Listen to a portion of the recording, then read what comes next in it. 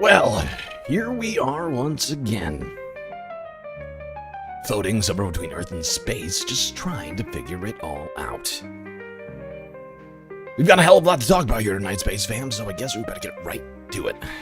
As always, do not forget to buckle up those seat belts, otherwise you might go floating off into that deep dark void, never to be seen again.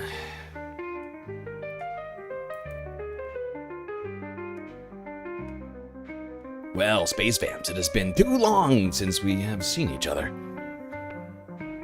Beautiful news on the twos. But all we got tonight is elections. But before we get to all that, let's do some shout-outs. Hermit Horologist, Mr. Spock, and Fishbone. 1, 2, 3 in the YouTube chat. Young Chris, a close fourth. Schmegley, also here. Mary M, Manda the Pivot. Morbius. Young Chris. I didn't say that already. And Moan Up. Ducky, Green New Deal, over on the Twitch. Well, beautiful to see all of you individuals here. I gotta switch something, though. Hold on. I gotta go back to this music. It's election day. It's serious. There we go. Now I can feel it. Now I can feel the big things happening.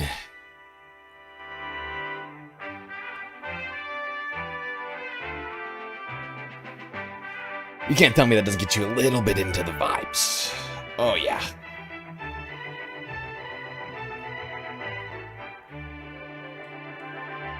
Galactic News Hour. It's starting right now.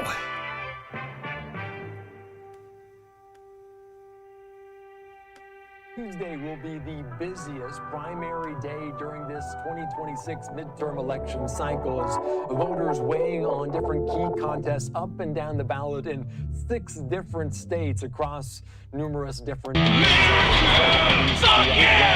several Republican primaries. The President Trump's grip on his own party being tested, especially in Kentucky, as Indiana and Louisiana have shown that the Republican voters are willing to push out incumbents in their own party who Trump continues to consider disloyal. But we're following all of these different... Yeah, that has been the trend of 2026. Anybody who deigns to challenge the king gets a primary challenge. Challenge for a challenge, if you will. Not only Kentucky, but Alabama, Georgia, Idaho, Oregon, and Pennsylvania, all taking place tomorrow with different seats in terms of Congress, but also for Senate races and gubernatorial campaigns as well. Let's be joined right now here on Live Now from Fox by AP election reporter Robert Yoon. Robert, I do want to start with Alabama because we talk about this redistricting effort. They're the most recent, and they throw this primary cycle a little bit haywire as they're going to split it up into 2 as 3 of the 7 congressional districts are taking place tomorrow. Have we ever seen this before? What do you make of it? Well, I think everyone's learned a lot about redistricting over the last few months. It's kind of the story of the day.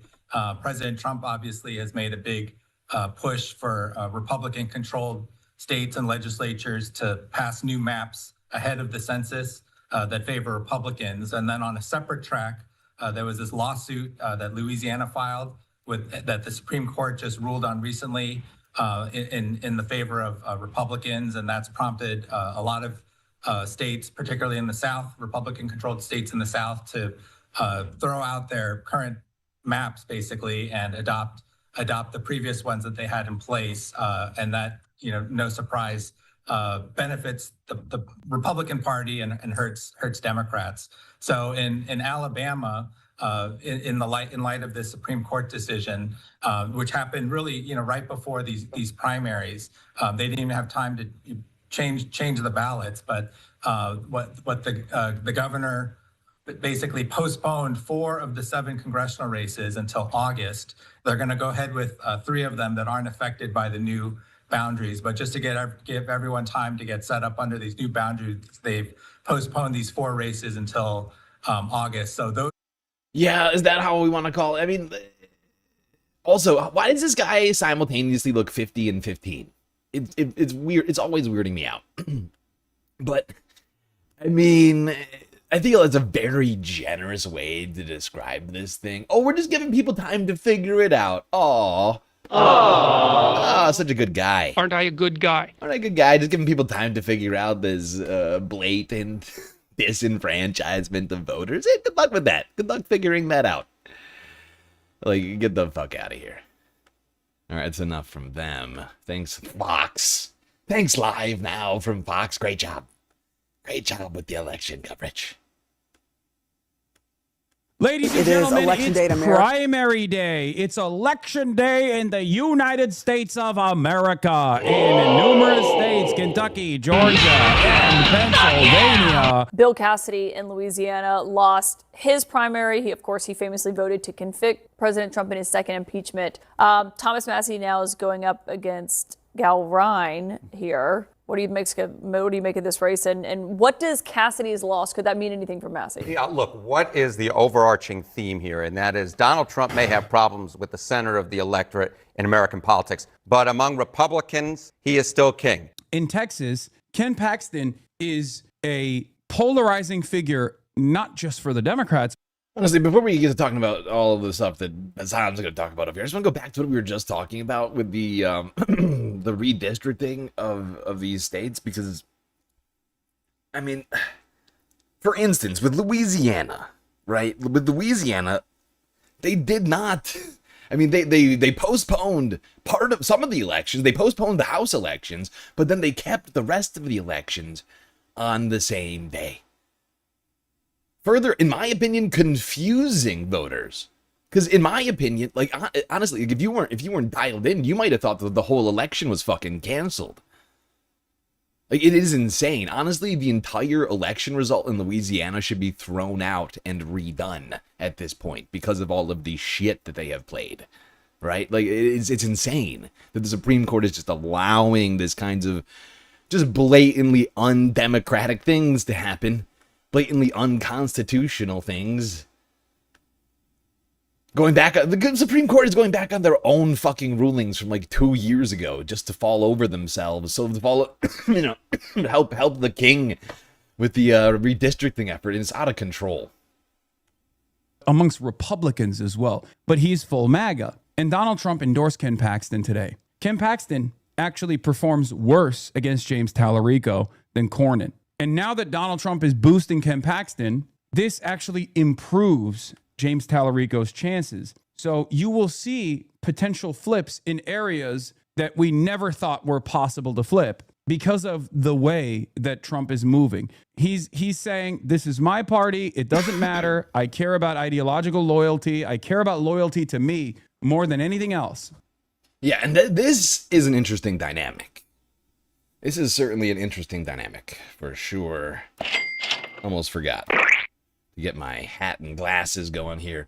What was I saying? Oh, right. This is a fascinating dynamic that could certainly play out well for Democrats this election season, and very poorly for Republicans. Because Trump's agenda is becoming more and more unpopular every single fucking day. Okay? It just gets worse and worse and worse and worse and worse.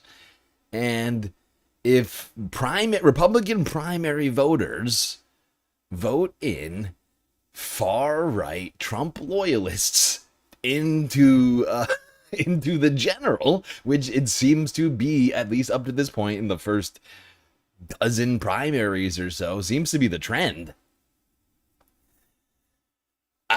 I could spell fascinating things for this election season. You know, I mean, because if the current vibes, if you will, right now, if the current state of things, the polls and all of that were to play out in the same way election results wise, you see blowouts happen here. You know, because Trump is incredibly unpopular, and yet instead of going for moderate Republicans, he has pushed voters who he still has a very big outsized effect on. And it's coming to fruition. You're seeing it over and over again. The vast majority of these races where Trump has supported a challenger rather than an incumbent who has challenged him in any way conceivable. I mean, it's like 90% of them have lost, and the Trump challengers have won. But this is, of course, happening within the context of a primary, right? So it's only Republicans who are voting. And as I've been saying earlier, I think to some degree, I could be wrong, but I think to some degree, you're getting a hugely outsized portion of Trump. I mean, the results are showing it, right? Like, you have an outsized portion of Trump voters showing up, and people who don't support the president are just not showing up. They're giving up. They're like, fuck it. Nothing's working. And if that stays the case, right? Because you would think that if those people don't get their preferred candidate in, you think they're going to go, maybe they might. But at this point, it's Trump versus the couch over there on the Republican side right now. And I get the sense that the couch is looking very comfortable for a lot of the Republican voters this season.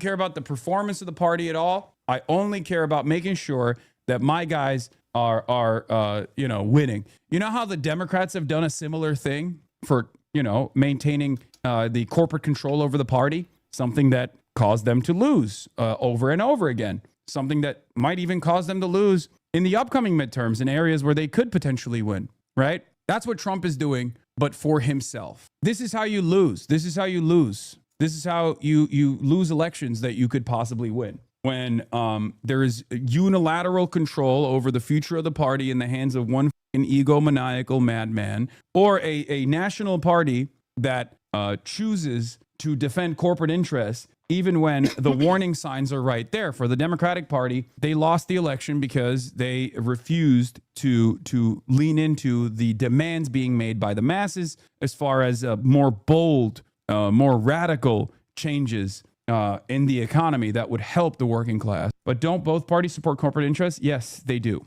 But it doesn't matter. Trump is also a defender of corporate interests. I mean, look at how he runs around and talks about the fucking stock market. That's the only thing that he seemingly cares about. He is still very, very popular. You mess with Trump, you go in the grinder. I mean, you can see that in his overall approval rating with Republicans, right? It's somewhere 82, 83% on average. That is higher at this point in the second term than either Barack Obama was with Democrats back in 2014, and certainly way higher than George W. Bush was at this point with Republicans back in 2006. I'll know Grinder, by the way, going in the grinder. That's a quote from Good Burger. I love that movie. But what is, what's so important here is what happened in Louisiana. Will that necessarily hold in Kentucky? Maybe, maybe not. But Bill Cassidy's performance on Saturday night, I went back through all the spreadsheets that I possibly could, looking at every single primary that an incumbent senator had since just after World War II, back in 1946. Bill Cassidy's 25%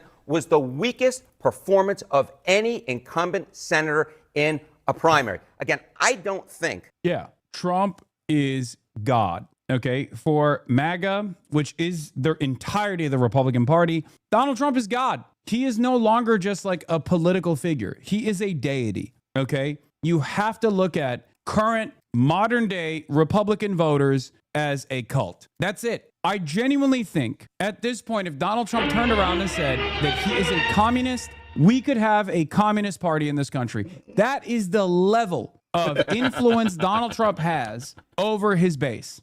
Okay, Donald Trump tomorrow could be like, I am a communist. I love communism. It's Trump. Communist. Yes. The Republican Party is completely at the mercy of Donald Trump. Bill Cassidy's a fucking demon. Yes, I hate Bill Cassidy. I don't give a shit about Bill Cassidy. But the reality of the matter is, seemingly, Republicans don't give a shit about Bill Cassidy either. Okay, they will drop any and every person that they have consistently voted for. That's why the Kentucky race is important. The Kentucky primary for Thomas Massie is unbelievably important. It's unbelievably important.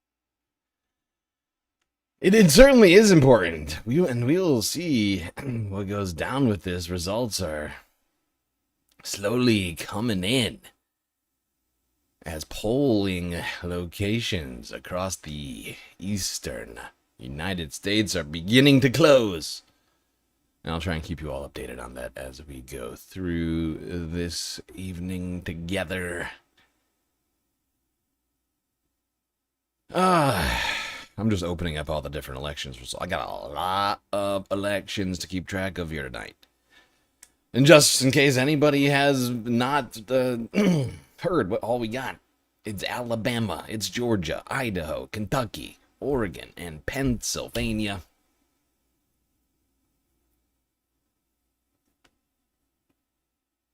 Six elections, one night.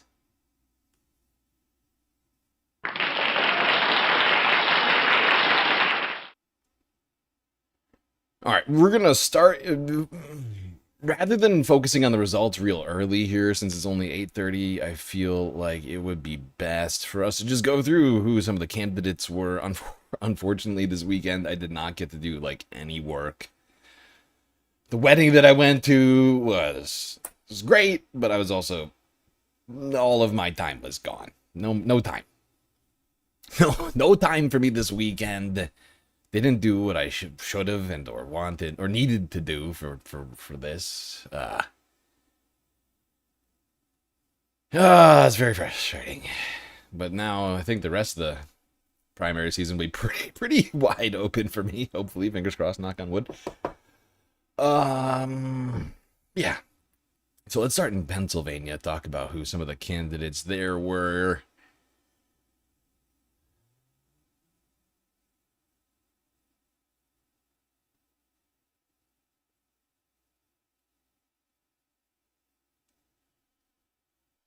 I've been using a combination of different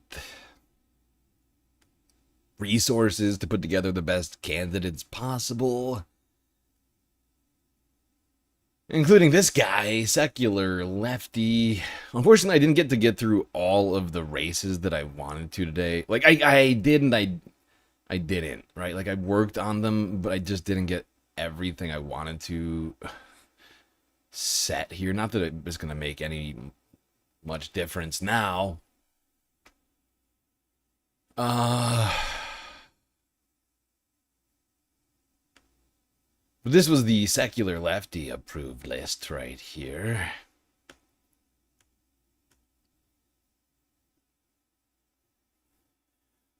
Lucia Simonelli, Chris Robb, Bob Brooks, Paige Cognetti, Justin Douglas, Summer Lee, Beth Farnham, Alan Bradstock, and Justin Wagner.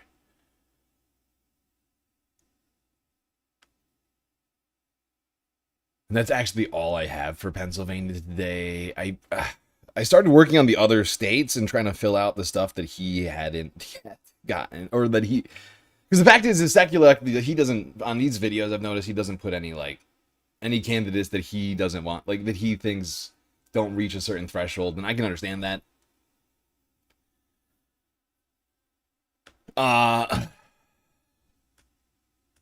And I started going through all the states and all the different races, each house seat, because the fact is like, he's giving, like, approved candidates, like, they have to reach a certain bar. Like, the way all these videos are, he has an entire system for how he decides which candidates to support and which candidates not to support. So in multiple races, he has no candidates to talk about.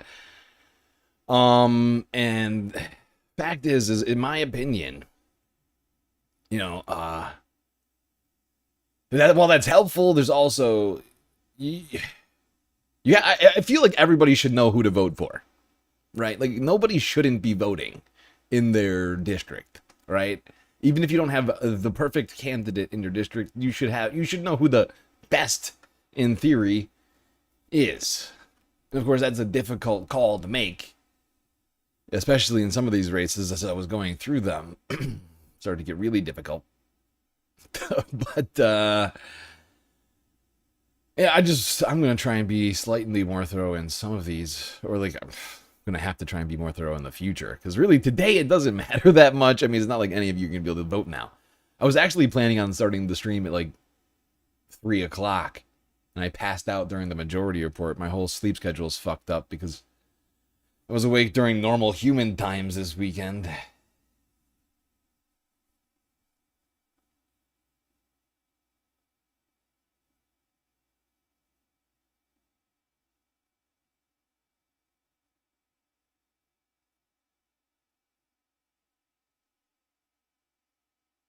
Let's keep going through the Pennsylvania primaries.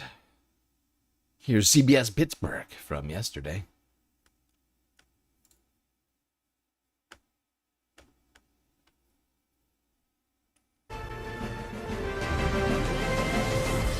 Tomorrow is primary election day in Pennsylvania, and today registered voters are encouraged to double check where they vote. Several polling places in Allegheny and Westmoreland counties have new locations.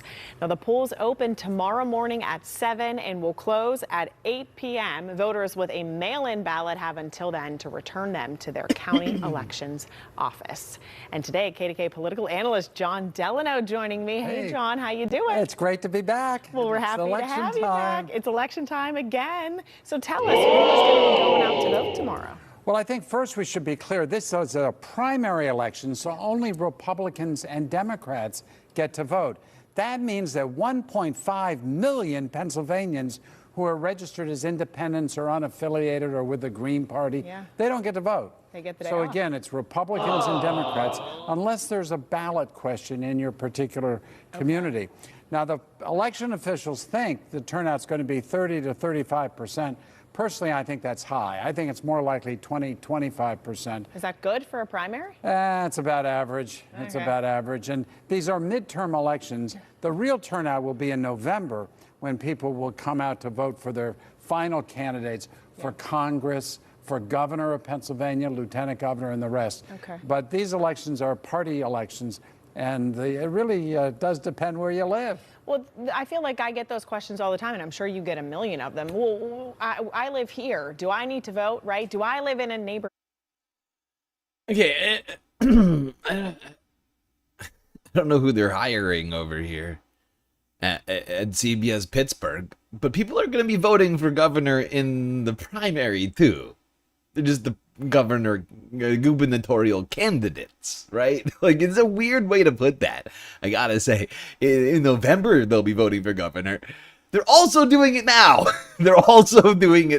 It's a very strange thing to say.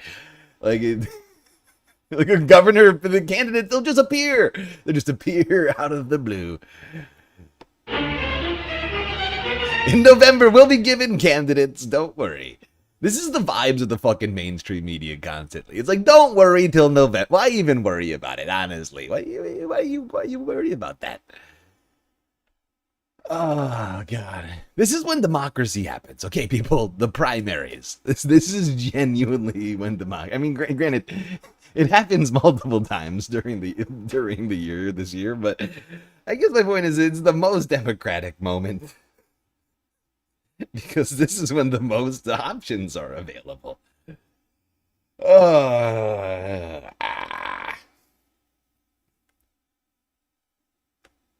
matters. Well, the interesting thing is that most of the candidates on the ballot are unopposed. You're going to go in and you'll see no one against them unless you write in a name.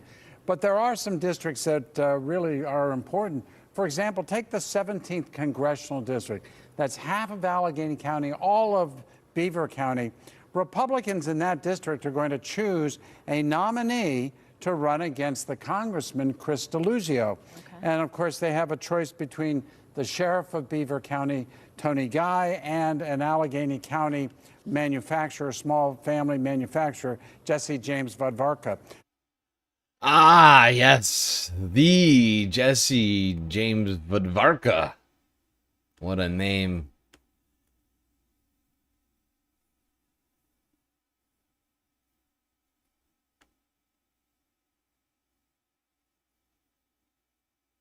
All right, people, we got more primary talk in Pennsylvania to get through here. An important reminder for voters, tomorrow is primary election day in Pennsylvania.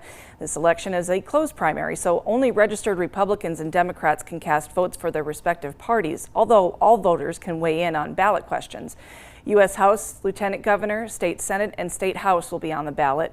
Polls open at 7 tomorrow morning and will close at 8 p.m. And remember, 2822 News is your local election headquarters. We'll bring you all the coverage tomorrow from when the polls open to when the votes start to get tallied.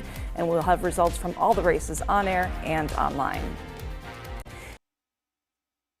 Voters are also going to be choosing their party's nominees for governor and lieutenant governor today. Incumbent Democratic Governor Josh Shapiro and Republican State Treasurer Stacey Garrity are not facing opponents in today's primary, but both have already been out making their cases for November. Garrity was in Swatara Township yesterday.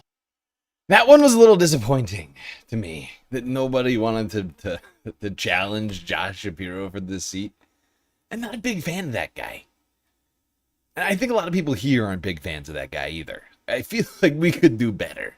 Or at least Pennsylvania could do better. But hey, it's really, I guess it's Pennsylvania's choice.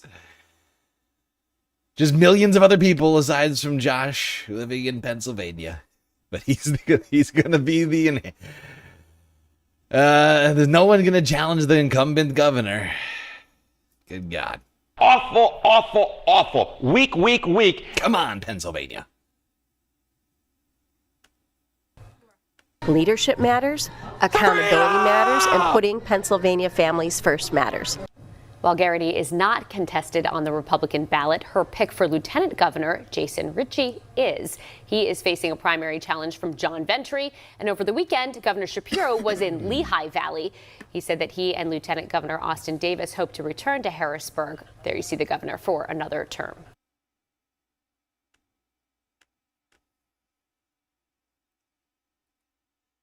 Timu Barack. Timu Barack.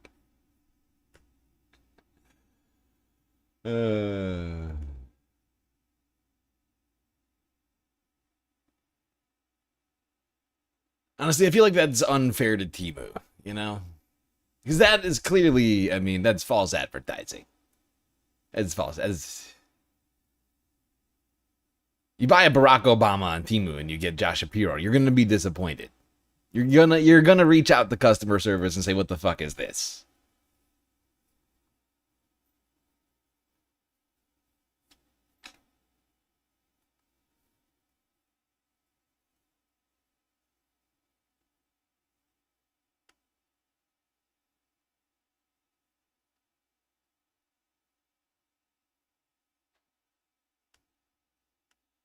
Okay, now these were the secular lefty approved candidates here in Georgia. I also think I managed to get through some other aspects of this list. Where the fuck did this go? Oh, okay, there it is. Jesus Christ. I have too many windows open. I gotta pull some things around here. Fuck. I have too many windows. It's out of control. 6 elections, one night. It's already getting weird.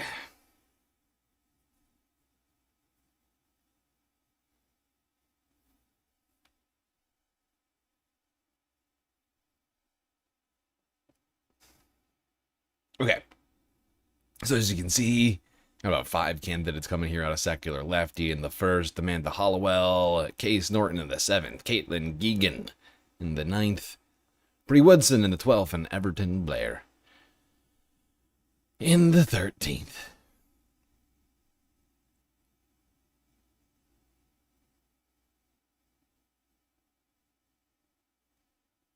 Now, I did start throwing in some other candidates in here. I didn't quite finish the list. But I think in the 3rd, I think in Georgia's 3rd, Maura Keller is the best candidate out of the 2 candidates available. She's not great. She's not great. Don't get me wrong. This woman's not perfect. I'm gonna start that off. Start this discussion off with that. But this woman is in the 3rd. She's up against what's the name of the other guy? Something fucking... God, I can't remember the other guy's name. Point is, I looked through it, and she is... Oh, George Melville Johnson. It's either George Melville Johnson or Maura Geller here in Georgia. This is George Melville, who looks like he just got off of a fucking plantation or something. I don't know what the fuck is going on with this guy. But I went through their different policy positions, their websites briefly. I think Maura's technically better. It's a slim margin between those two, but I had to put my foot down somewhere here, and I think she's technically better than him. It's not by some great great margin, but once again, it's a primary. You got to vote for somebody, and I think she's better. But she's definitely not wildly progressive in any shape or form. There's also a few people who are either incumbents with no challengers that are completely unimportant to discuss here tonight. But yeah, Georgia, it's going down.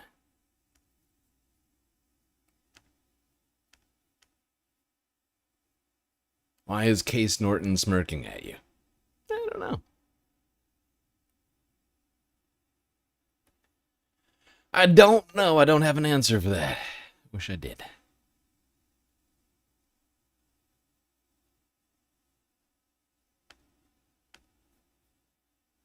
Let's talk more elections. Hey guys, welcome back to today's video. Today is Friday, May 15th, 2026, and today we are going to be talking about the state of Georgia and its 2026 state Supreme Court election that's taking place this Tuesday, and So this is Let's Talk Elections over here on YouTube. I found this number fascinating.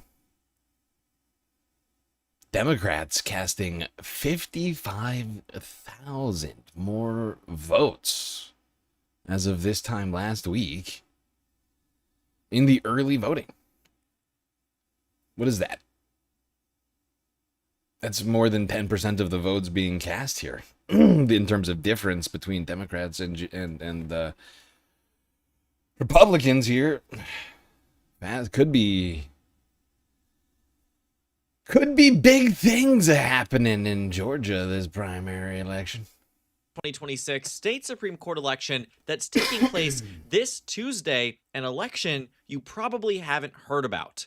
For those who are in the state of Georgia or those outside of it, Georgia is having a very important election that will likely determine significant aspects about the future of the state, as the Georgia State Supreme Court races are taking place, as I mentioned, in just a couple days. The state Supreme Court right now is, while technically nonpartisan, majority conservative, and has two races up where incumbent justices are up for re-election this midterm cycle. Wow, a lot on the ballot here.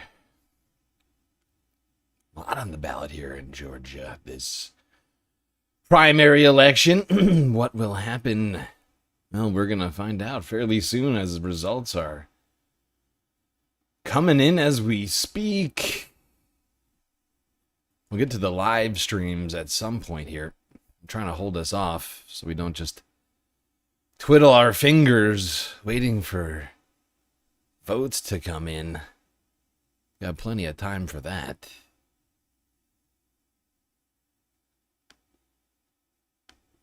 Let's keep talking Georgia with Philip DeFranco next. 4 judges in Virginia just threw out a statewide election, and that is exactly what 2 Georgia Supreme Court challengers are warning their state about right now. Jen Jordan and Miracle Rankin, they are running against 2 sitting justices on Georgia Supreme Court. And the response they keep getting, especially among people on the right, including people who have endorsed the current incumbents, is stay in your lane. Don't talk about your beliefs. Judges aren't political. But their response is look at Virginia. I know exactly what the lane is. And the thing is, if people aren't willing and able to talk about their belief systems and their values, you may want to ask yourself, why is that, right? Why aren't people willing to answer questions, especially when they're standing for elections. Especially as part of their argument is that the Georgia Constitution actually protects more rights than the U.S. Constitution. But the current court, they just keep reading them like they're the same document. You can look. You know, actually, that was a very important point from this candidate here. Because, you know, we keep being sold the idea that judges are non-partisan actors, that these perfect platonic philosopher kings, right? Who couldn't possibly have a political ideology or a bent in a particular direction one way or another. They couldn't possibly be swayed by their own personal feelings, and it is fucking nonsense. First off, judges are fucking humans, all right? But we've seen evidence of this over and over and over and over and over and over and over again. That they're not nonpartisan. That in fact, especially at this time, perhaps more than any time in recent history, we have an incredibly partisan political court system right now. One with just a massive number of Trump-appointed judges in it, including at the very highest court of the land. And pretending like politics doesn't exist and continuing to pretend that these people are just nonpartisan is a fairy tale that only serves the political, the other side, essentially, the politics of the other side. Because all of them inherently know it, whether or not they want to let on to it. Constitution actually protects more rights than the U.S. Constitution. But the current court, they just keep reading them like they're the same document. You can look at the U.S. Constitution as being like the floor, the rights that are the basic rights that we're guaranteed to, where Georgia is more of a ceiling. If we're being honest, if someone's up for election and they're being told stay in your lane, that's just the polite way of saying don't let voters know what you're actually going to do with the job. But we'll have to see how. Exactly, because that's the other thing, right? If one candidate makes their position known on something, that pressures the other candidates to give their position, right? And it's awkward for them. They're like, oh gosh, I was trying to not answer any questions about anything I believe in. So I encourage these judicial candidates to give their opinions on these things. And if Republicans have a problem with that, they should stop intentionally putting ideologues at the fucking bench, you know? Federalist Society approved fucking psychopaths, okay? Like, let me know when you're done doing that, and then we'll go to talking about nonpartisanship in judicial races, okay? Let me know when that's done, and then we'll have that combo. All right, staying in Georgia. Atlanta news first from Sunday. Early voting in Georgia breaks the all-time record. It is a big week coming up in Georgia. Election day for the primaries is Tuesday. The winners will go on to represent their party in November's midterms. Election day comes after a historic early voting period for the Peach State. The Secretary of State's office says more people cast their ballot than ever before. It says the unofficial preliminary numbers show more than 1,019,000 people have already voted. Breaking it down county by county in the metro, DeKalb saw the biggest turnout with 18% voter turnout. Fulton was next with 16.6%, Cobb was at 15.2%, Clayton at 14.4%, and Gwinnett County finished with 12.6%. There is a lot on the ballot this time around, including picking who will run for governor in the fall. There are 7 Democrats and 8 Republicans vying for your vote. And then there are the races for Lieutenant Governor, Secretary of State, Attorney General, and for the Republican candidate to take on Jon Ossoff for a U.S. Senate seat. Yes, indeed, Jon Ossoff running unopposed in the Democratic primary today. There's 35 governors and Senate seats on top of all of the seats in the House of Representatives up in this midterm cycle. as well as a bunch of judges and attorneys general, things like that, secretaries of state. Oh God, and I'm still so freaking far behind. All these things that have been happening. I thought this was honestly like this time last month, before we got demonetized. I was so ready. I felt so ready for this moment. I was doing so much work to get us ready for this moment, and then everything just started conspiring against me. All right, that's ridiculous. That's ridiculous. Come on! Nobody's conspiring against me is just frustrating.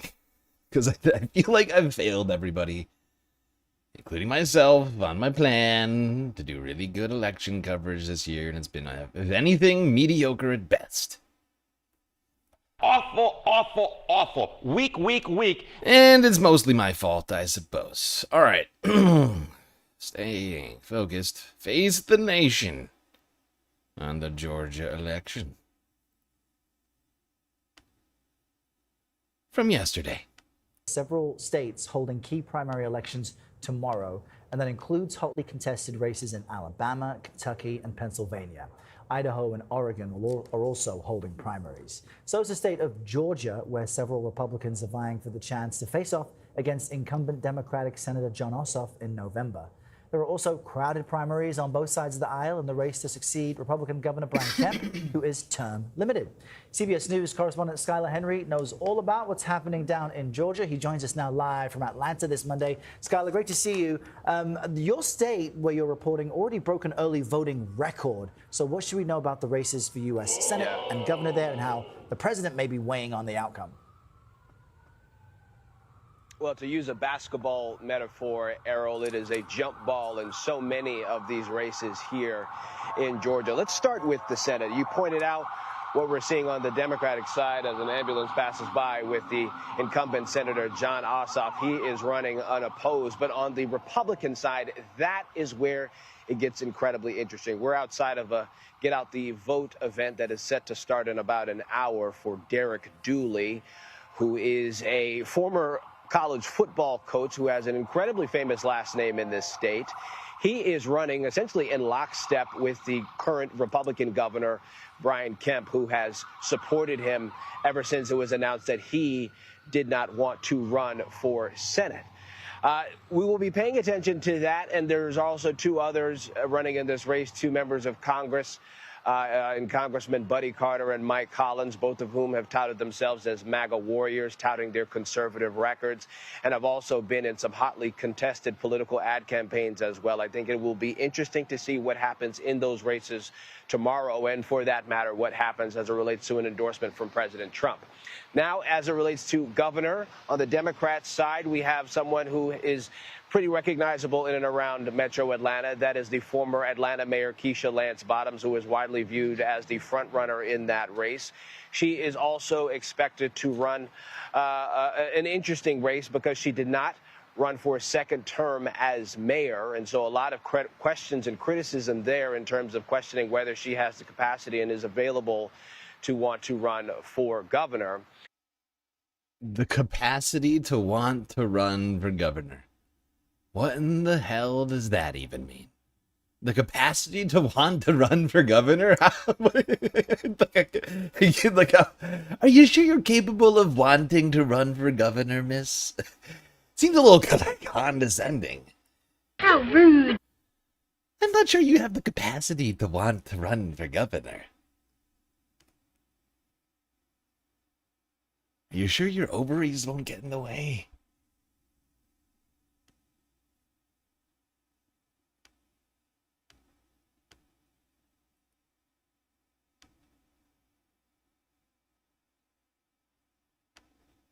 Capacity to want to run for governor. It's not even the capacity to run for governor or to act as governor, but to just want to run for governor. It's like, what does that even mean, dude? Just ripping over there on CBS News. Jesus Christ. All right, let's go here. 13 hours ago, 13 WMAZ. Polls open on Georgia's primary election day. After early voting turnout hits a record number. And just over 1 million people early voted in the state of Georgia, and that shattered records for early voting. And that does sound like a ton of people, but that still leaves about 6 million registered voters. No, but that's pretty wild also, because the number that we saw at the beginning of this that was already record voting was at like 600. It was under 600,000. The first number was 2 days before this clip. It was like 560, 570 or something. I can't remember the exact number now. If you combine the Democratic and Republican votes. So it almost doubled. It almost doubled in like 48 hours. It's wild.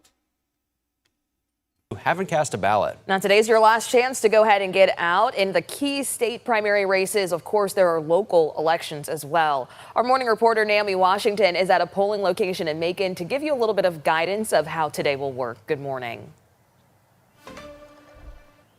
Hey Connor, hey Megan, good morning. It's kind of ramping up here at the location that we're at. Polls open in less than 30 minutes now, so what we're seeing behind me is just the workers. Now, when you come out to vote, you only need your ID with you. Polls open at 7 a.m., they close at 7 p.m., and as long as you're here by 7 p.m. in line, you'll be able to vote. The election supervisor for Macon-Bibb County told me that early voting brought out a steady turnout for this year.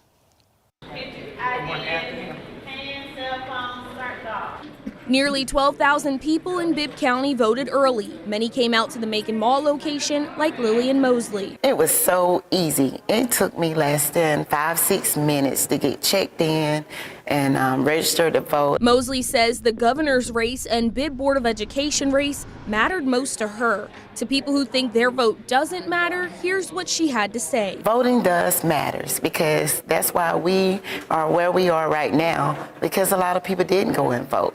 And I think it's very important to know that your vote do count. This has Yeah, honestly,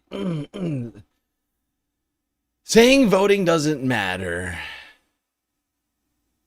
If you say voting doesn't matter, then honestly, you shouldn't complain about your government ever. Like, that's my opinion.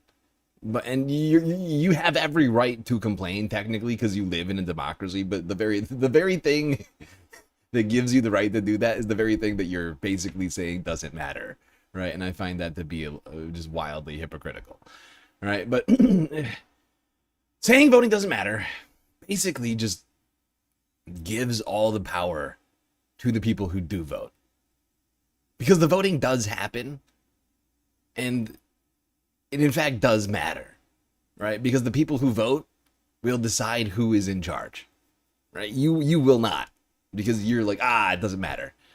Doesn't matter, it's all the same. Or for whatever reason, you decide to say that this is not important. But I would say it's incredibly important, and it's technically your civic duty. And when you do this, you are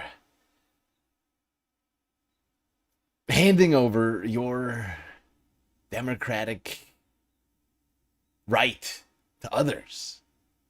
You're just letting them sort of usurp you.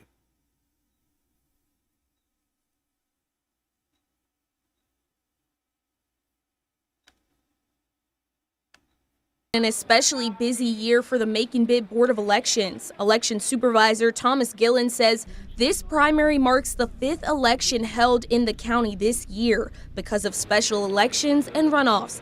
Now that Election Day is here, Gillen says there are a few things voters should remember before heading to the polls. The only thing you need to bring with you is a photo ID.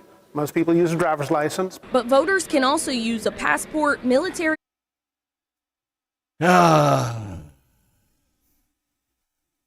This is voter disenfranchisement, right? This is voter disenfranchisement. Oh, we'll also take a passport, costs $150, or a military ID. Oh, great. Helpful if you're in the military, which only a tiny fraction of the country is. Or if you happen to be in school, great. Good. And have the ID. Haven't lost it yet. Because, of course, kids never lose their fucking IDs. This is voter disenfranchisement. 100%. It's just another form of poll tax. Because people who are making under $50,000 are the most likely to not have access to these sorts of documents. And Georgia's doing everything they can to prevent the poor from voting. Help! Help! I'm being repressed!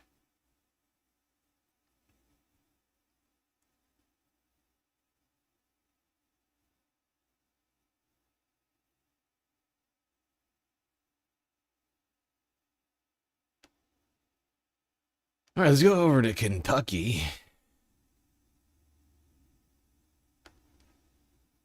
Although it's getting later and later. I wanted to start this so early tonight. This is all fucking me up. I was planning on starting this after the majority report this afternoon. I fell asleep while I was watching it.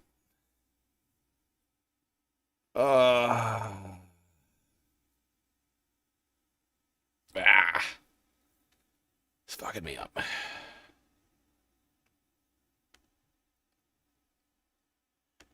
All right, let's go to the Kentucky elections.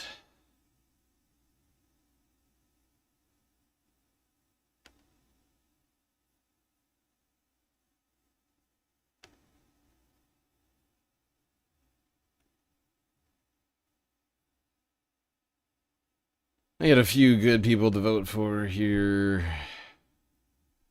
in Kentucky.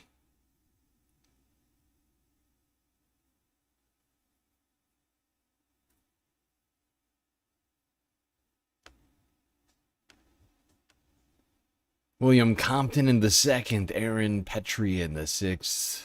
Charles Booker running for Senate here. Umu Diallo and Michael Wien are independents, so you can't vote for them in the primaries. There's also a incumbent, oh no, I'm sorry, not an incumbent, a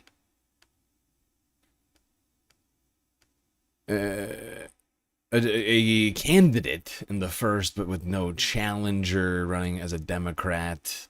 And is there another one that I had here? Oh, and in Kentucky's 4th, I think Jesse Brewer is the person to vote for. I believe there's multiple people running in the 4th, if I recall correctly. I think I think Jesse is the person to vote there. You got more on the Kentucky election, of course. One of the big things happening has nothing to do with the Democratic voting, but instead on the Republican side. That is the most expensive primary in American history, I think. Or at least the most expensive,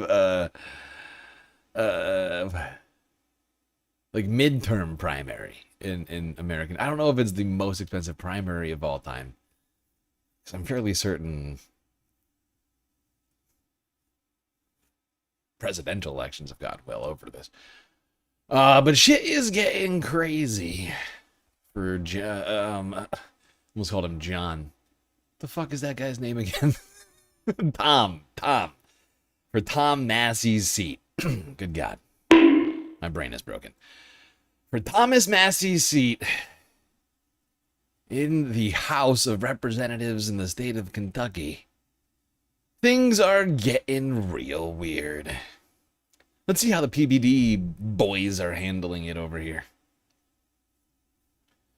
Prepare yourselves. You're about to be value-tained.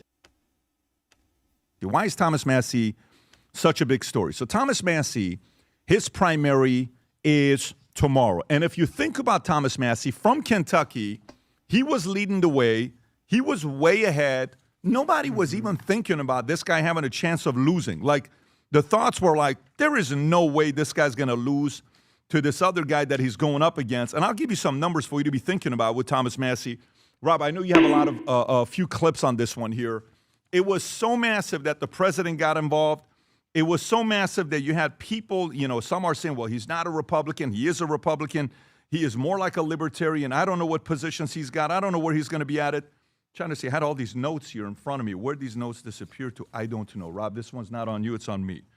Is there any other notes here, Vinny? Are you taking notes from me, Vinny? And you're not even, no, I have it. I found it. Here. Vinny, what the fuck?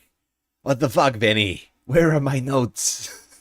I love how he's yelling at everybody else about where his notes are. Like, you can wear a suit, but it doesn't make you an organized person, as it turns out. Thomas Massie. Let's go back to the story. So, why do some people love him? Why do some people not love him? Let me give you a little bit of both sides. Big, beautiful bill that came out, what his voting record is. He was one of the 2 GOPs that voted no for it.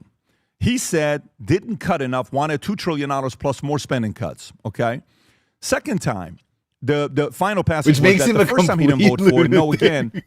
I would point out that makes him a complete lunatic. Right? He was like, not enough spending cuts. They're only losing, only 15 million people are going to get kicked off. We need 30 million people.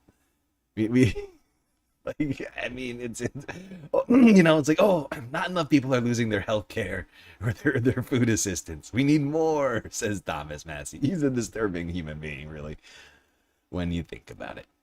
Fiscal conservatism, he called it fake. Deficit reduction. Trump 2025 budget, he voted no for it. Budget increased spending, wanted real cuts. Epstein files, demanded public release. Iran war powers, airstrikes, opposed, demanded congressional vote.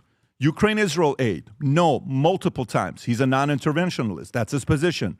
Speaker Johnson, he ousting MTG's motion. He supported it.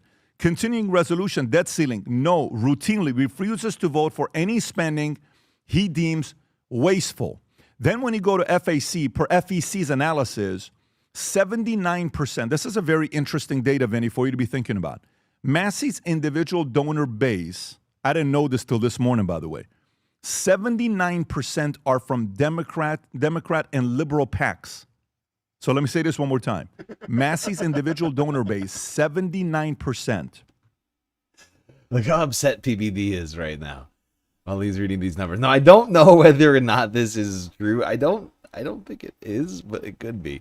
I'm going to look it up right now. But honestly, it's hilarious because when you listen to that when you listen to that list of stuff, it is clearly, you know, the actual wish list to some degree of the MAGA base. And yet PBD is like, look, he's a Democrat. He's a Democrat who wanted to cut another $1 trillion off the budget and slash programs. He's a Democrat. Don't you all see?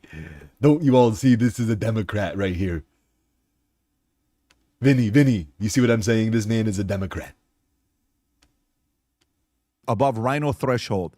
Heritage Action Scorecard scored Massey at 71%. GOP averages 80 to 90% for them, okay?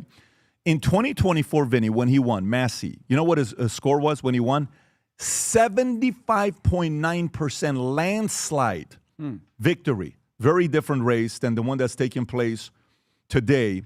In April, just last month, his lead was 47 to 38%. Apparently today, Rob, what you showed me, Gallerin is at 48.3 to Massey 43. And to another poll, May 11, May 12, Gallerin is 53 to Massey's 45. So he's up 8% plus minus today. Tom, how did Massey go from having such a big lead on Gallerin to all of a sudden Gallerin flipping and having an 8-point lead on him? Massey lost all of his support, and with his support, you lose the secret money. Now, I don't mean secret illegal money. I'm not saying that. But okay, I'm on open secrets right now, and the things that PBD is saying are not checking out. They're not checking out. I think he's conflating people donating from Democrat states as being somehow like representative of another thing. Like he's like what's the word? He's like projecting. He's like projecting blue states onto blue like organizations, right? He is getting donations from outside of Kentucky. That is true, but they're all from just like individuals. They're coming from individual donors. He's getting like no money from PACs. He's getting like there's like no money from PACs over here. The vast majority of his money is coming out of individual donations. It's like $4 million in individual donations. A lot coming out of Texas, California, Florida, as well as in Kentucky, but Virginia, New York. It's rather varied, actually. So I think PBD is like just conflating them being out of state with them being like Democrat funded. Like he's just like, I can't tell whether PBD is too stupid to know that he's wrong or if he's doing this intentionally to try and obfuscate the reality of the situation. It's hard to be in the mind of PBD. Oh wait, Tom, tell us, tell us what's going on. People who know elections know what I'm talking about. You know, Vinny, we always talk about the PACs, that people putting $5, $10 on their candidate. Those days are gone. You know, candidates like to say, I only take donations from the regular voter. I don't take donations. Well, guess what? All of the money, the RNC, and when you see people like J.D. Vance and other people talking about Massey, he lost all that, Pat. All that money went to unseat him, and then he also ended up in very public fights. Do they realize, like, do the PBD boys realize how unpopular PACs are? And like corporate money, like all this sort of like dark group money, like in these 501c3s and all these other sorts of organizations, like it's just like incredibly unpopular. Like, do they know that what they're saying is actually something that I think a lot of voters actually like? Like, are they aware of the fact that what they're saying is basically all of the people that to some degree, many of the Republicans hate? Left, like all those nasty multinational corporations, they're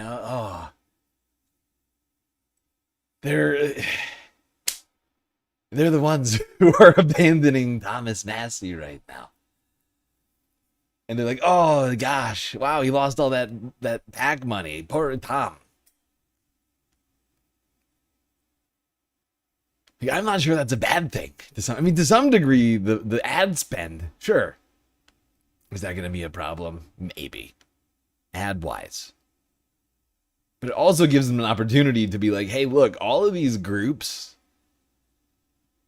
of people are supporting my challenger.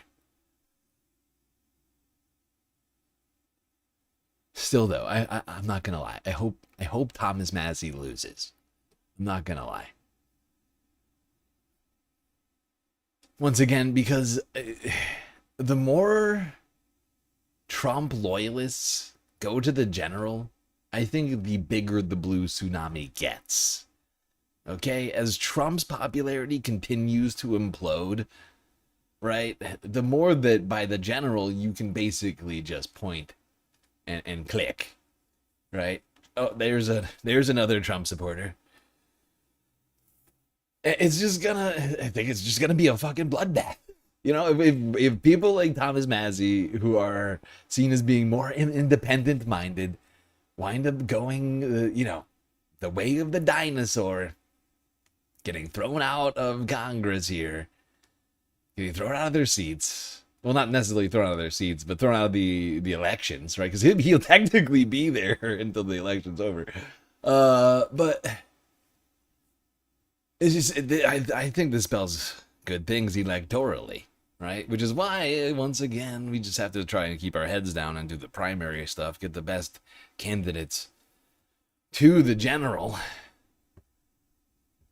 Should be our main focus.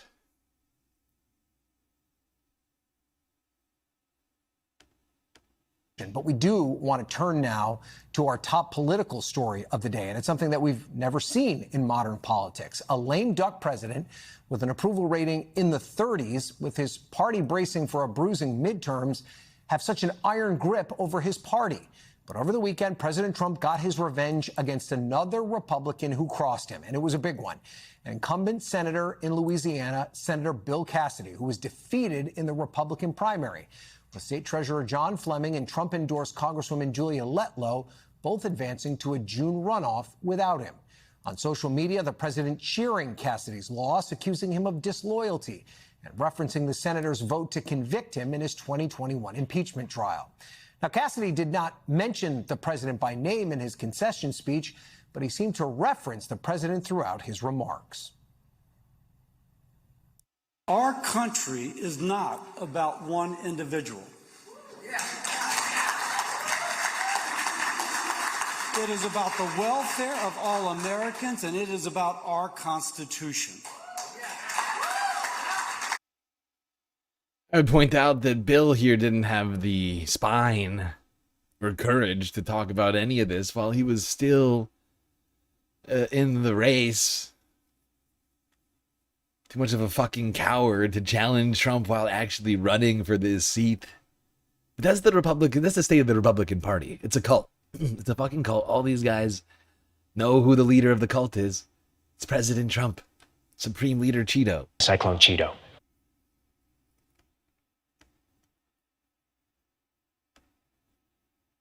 And all these Republicans have been signing off on Trump's agenda. From day one, they've been applauding it and clapping for it.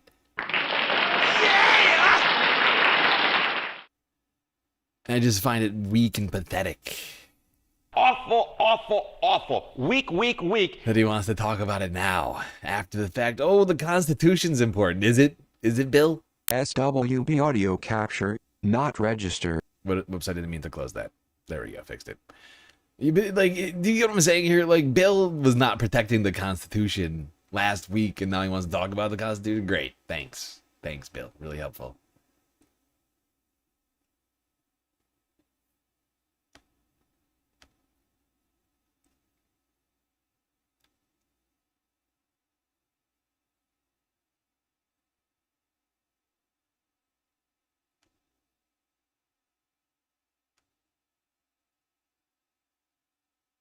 The fact is guys like Bill Cassidy know that his voters are in the cult.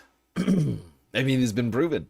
It's been proven. The Trump voter. We might as well just switch the Republican Party to the Trump Party, right? The Trump Party voter only listens to the leader, Trump. Thomas Massey has already conceded in his race. It would look like. It looks like here in Kentucky. Fascinating. 96% of the vote in there, in the 4th district. Look at that.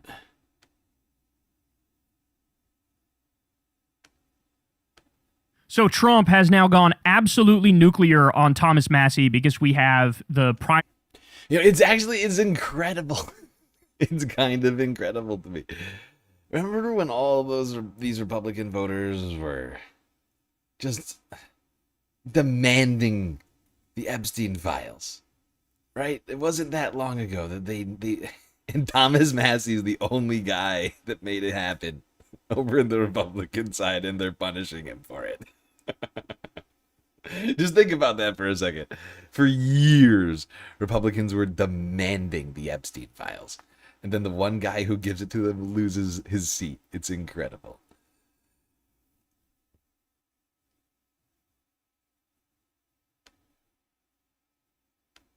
Is coming up very soon. I believe it's happening this Tuesday. So tomorrow you have Thomas Massey versus this guy, Ed Galreen. Now they dragged this guy out of the fucking like central casting of deep state conservative idiots, and they threw him out there. This guy cannot stop telling a story about how he farted in school and like got berated for it. And he hasn't even like a single policy position on like anything. He's just this folksy guy who say, I love the president and the president loves me, man. It's embarrassing what we're witnessing here. But they are dumping colossal gobs and gobs of cash into this race to defeat Thomas Massey. Why? Because Thomas Massey broke with Trump. He broke with Trump on the Epstein files. He broke with Trump on the war with Iran. Trump does not accept that. He does not like that. He wants to ruin Thomas Massey, not just make him lose. He wants to humiliate him. Okay? So Trump comes out. He's pouring it on heavy now that the election is soon. He comes out. Honestly, once again, I'm fine with this. Like, and we already know what's happened with this Thomas Massey situation. So we're moving on from this. But the fact is I'm fine with this. This shows us exactly the world we're living in. Okay? this has come to fruition, and it at least lays out the moment that we are being faced with. It is no longer the GOP. It's the party of Trump.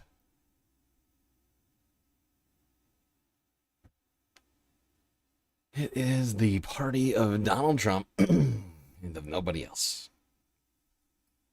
You go against Trump, you lose in the Republican Party. The voters are cultists, okay? They listen to one guy. They do not care what he does.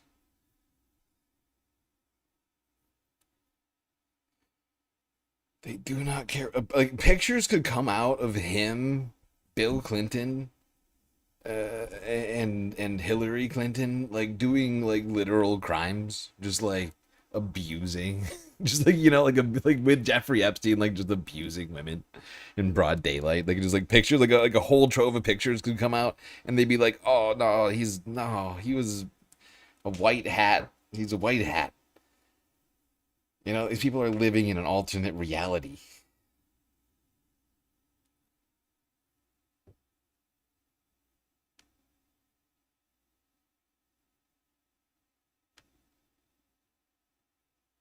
If Massey loses, it might unleash a new problem. What problem is that?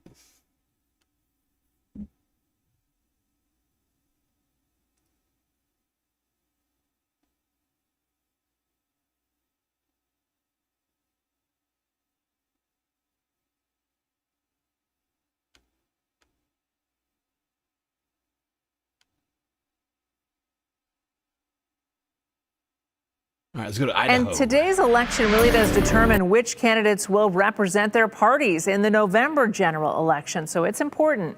In addition to narrowing down party candidates here in Idaho, many voters will consider some funding questions, school levies, bonds, things like that. Polls open at 8 a.m. today. They close at 8 p.m.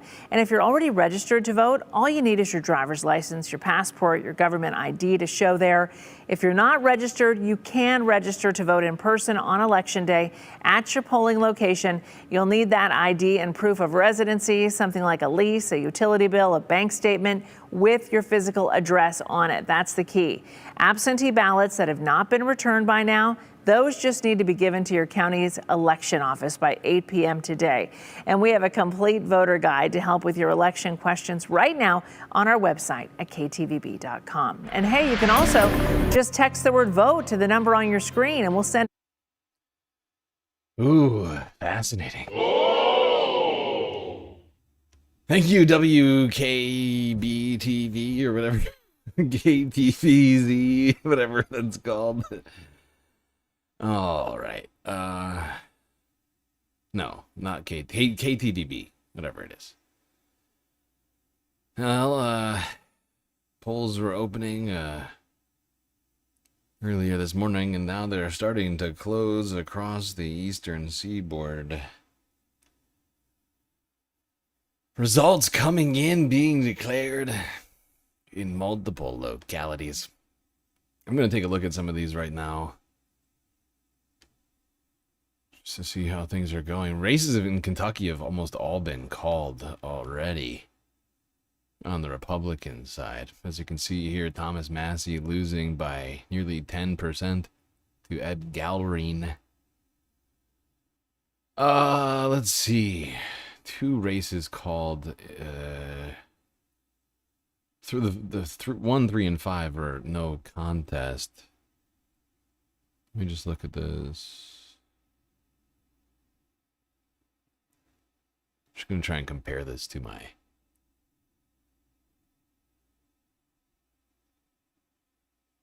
list here. Well, this isn't who I wanted to win. Damn. William Compton, that was our preferred candidate here, only getting 17.8% of the vote, losing by nearly 9,000. Unfortunate. And Jesse Brewer, unfortunately, losing in the 4th to Strange, nearly 19,000 votes. Jeez, that's rough. And in District 6, things are still going down. But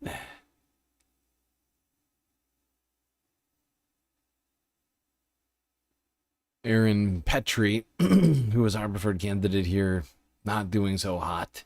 70% of the vote in, losing right now by 23%. That's basically... I don't see how she could possibly pull it out there in Kentucky. I think it's quite unlikely that she does. Things are still coming in Georgia right now, with a lot of races still not being called. So we're going to keep going through the clips that I've got here. Hold on, I'm going to try and get us to the live streams a little bit. Well, as we take a look at what the hell is going on.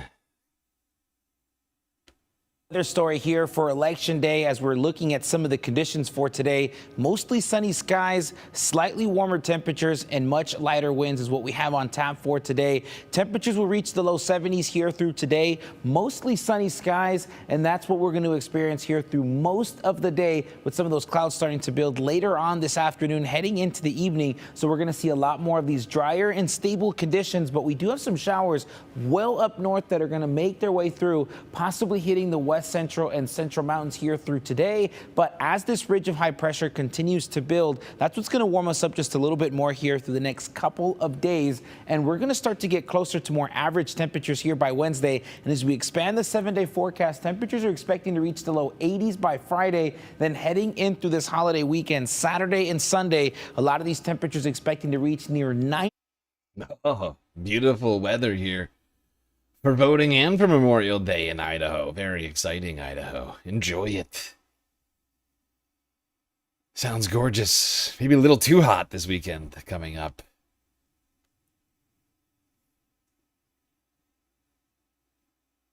All right, I'm going to switch over to the Spectrum News live stream at this point, just because it's getting later and later.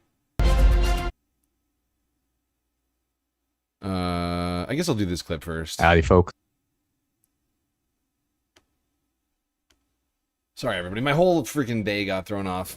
Was down to the wire for several of the Oregon. I'm still trying to get myself into my old normal schedule. This weekend, I had to completely reverse my schedule. I'm sure that's healthy. Now I got to reverse it right back to my night owl schedule.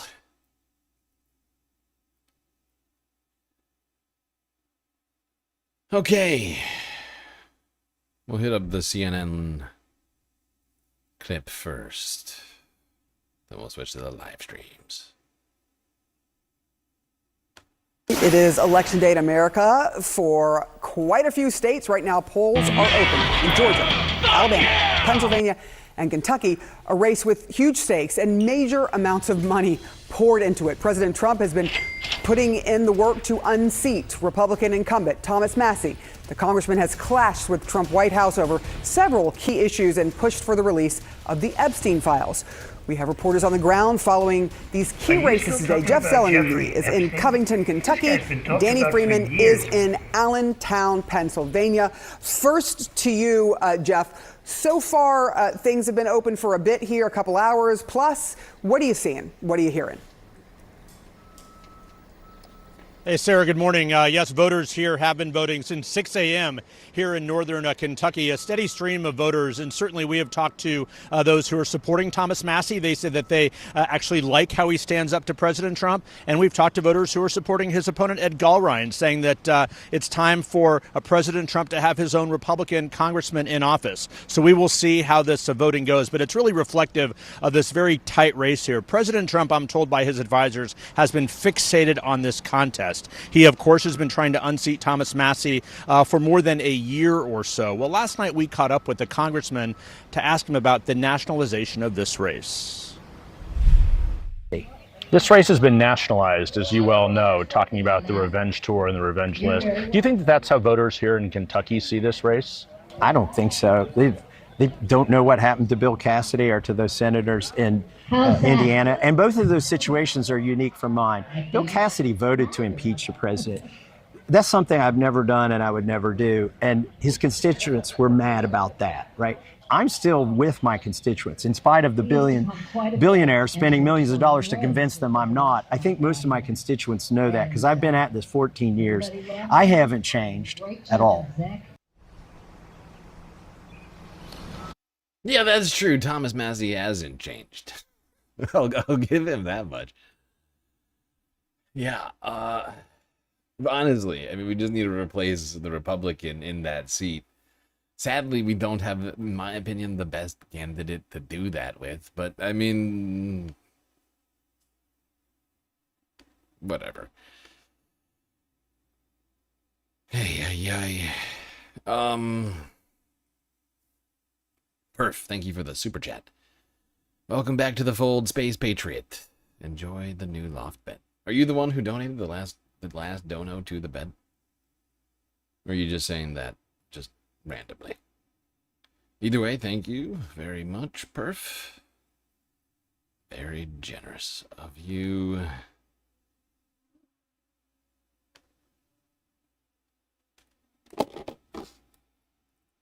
Whoa.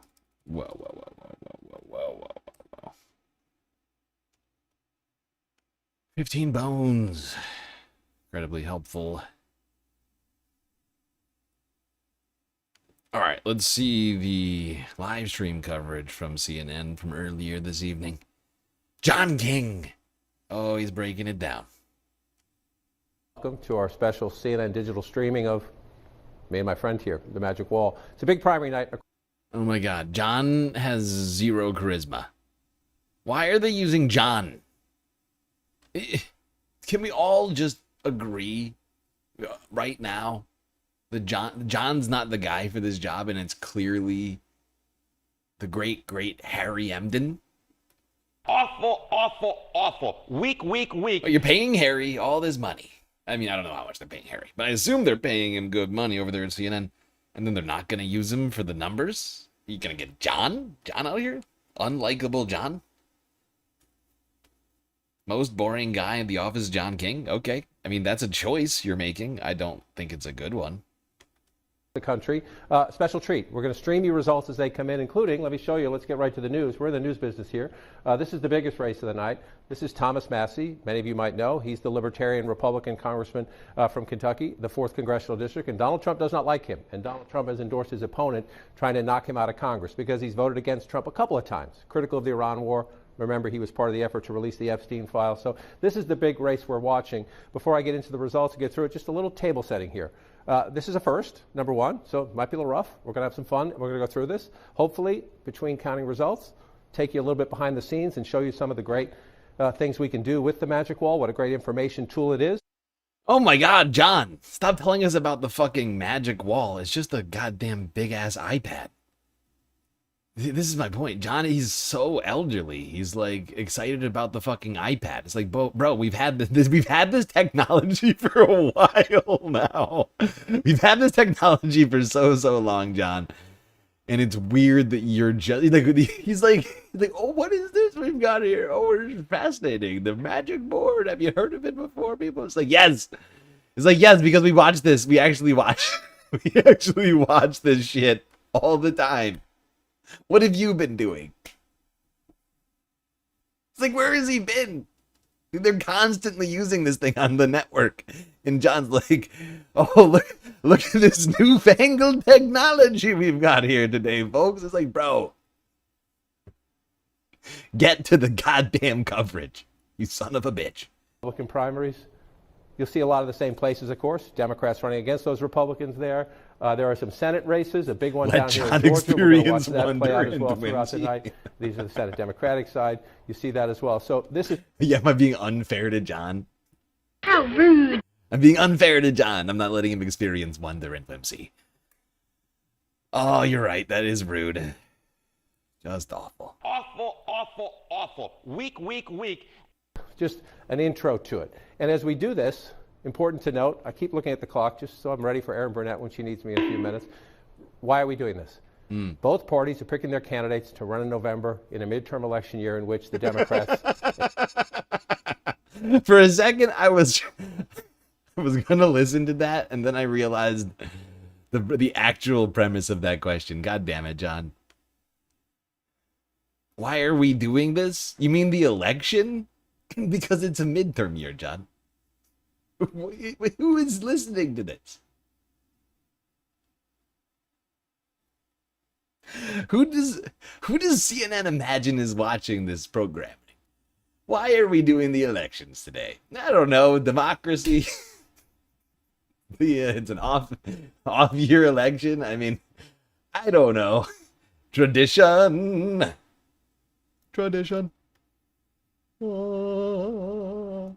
Just every president, most presidents' party, George W. Bush after the 9/11, Bill Clinton once in his election, the only presidents in our lifetime whose party have not lost seats in a midterm election. Donald Trump's approval rating 6 months before the 2018 election was 41. It fell to 39 around the midterms, and for those of you who remember, Republicans lost 40 seats in 2018. Now we've had a census since. They draw the lines differently. We have the redistricting going on right now. Wildly unlikely that it would be a 40-seat swing this year. But Trump's numbers are even worse. Donald Trump's poll of polls right now, national approval average is 35%. It's hard to move these numbers between now and election day, as you see. In 2018, he went down a little bit. The challenge for Trump is, can you get that number up, even just a little bit, by here? Every little bit up would help the Republican Party. However, his numbers right now are going down because of the unpopularity of the Iran war, because of what you pay every day or every other day when you stop at the pump and buy gas.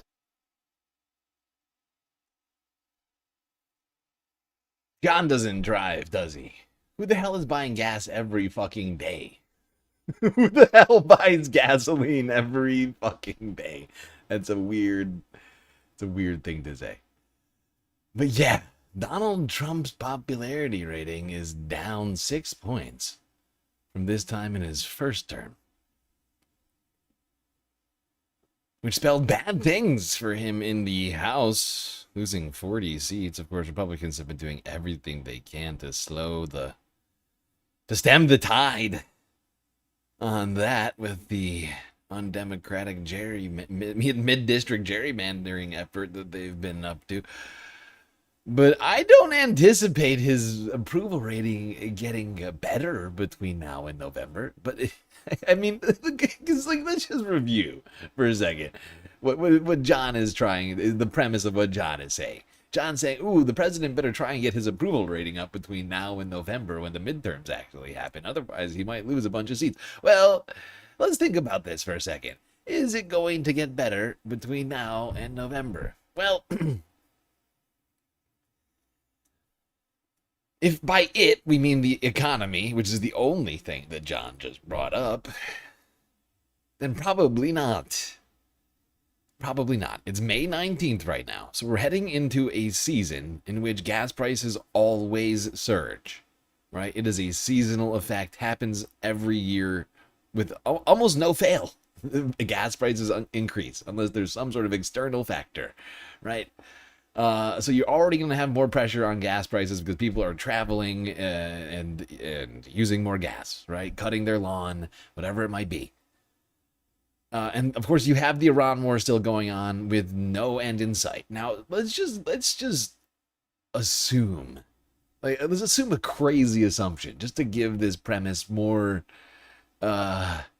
support, because it's a week. There's no way he's gonna improve between now and then. But let's just give this more support. So let's just say somehow magically end of May, and Trump is like, war over. We're bringing all the troops back. That's it. And we are going to help Iran open the strait by doing whatever they want. Let's just assume that. And let's assume Iran benevolently and generously decides to open the trade, the strait to all international shipping. No restrictions, no $5 million or yuan, whatever to get through, and they're just like, yeah, it's fine. Don't worry about it. So we got a completely open strait starting, say, June 1st. And so that would be beneficial, technically, right, to the oil markets. But you're still going to have the pressure from it being summer, right, and an increased need for gas. And then you got a whole host of countries right now that are just in a shortage, right? They don't just have high gas prices. They don't have any gas, or they have less gas than they need. So some people literally, no matter how much money they have, technically can't get it because the gas stations around them have none to sell, right? Or there's, there's like lines going down the block of people waiting for less than the amount of gas that they need for more, right? It's a shortage conditions in places like Bangladesh and other Southeast Asian nations. And it's actually started, that shortage condition is coming. And I've been seeing reports that the shortage condition is coming for the United States in the next few weeks, right? Because it's actually starting to make its way out here. We've been talking about how these effects that are happening in the Middle East are going to ripple out slowly across the globe and hit places that are more privileged, like the United States, slower than other places. But we're all going to see it. But this is just oil. The Iran war has had a whole bunch of other effects on a whole bunch of other things, a whole bunch of other markets, right? Because, of course, there's a bunch of other chemicals that are created in the Middle East with oil, right? Petrochemicals. Fertilizers, ammonia, urea, right? Plastics. I mean, those three things alone are just detrimental to the economy, right? The first two, the agricultural inputs, right? The fertilizers, that effect has already happened, right? But we just haven't fully seen it come to effect yet. It's starting now, basically. Because in some cases, harvesting happens more frequently. It depends on what kind of vegetables we're talking about here. But like planting season is come and gone, right? We're now in the middle of growing season, and the food is going to start getting more and more expensive as farmers' yields are lower as a result of the fact that they do not have enough fertilizer, right? Or that they paid more for the fertilizer that they put onto those crops, right? So if they do have the expected yield, they probably paid more to make that happen. And as a result, they're going to have to raise prices. And some of this stuff, once again, like, because there are a bunch of crops out there that don't get cultivated, gathered and harvested until harvest season, right? Like November is Thanksgiving. And the 2 months before it, the yields on crops are going to be pathetic. Not counting all of the weird weather, the weird mid-spring frosts that hit the Northeast, and the drought conditions that are currently across the West. Like, I mean, we are heading towards all right, that was about to be a little too hyperbolic there. But the point is, we are heading towards a real calamity, food prices wise. And so I don't see people's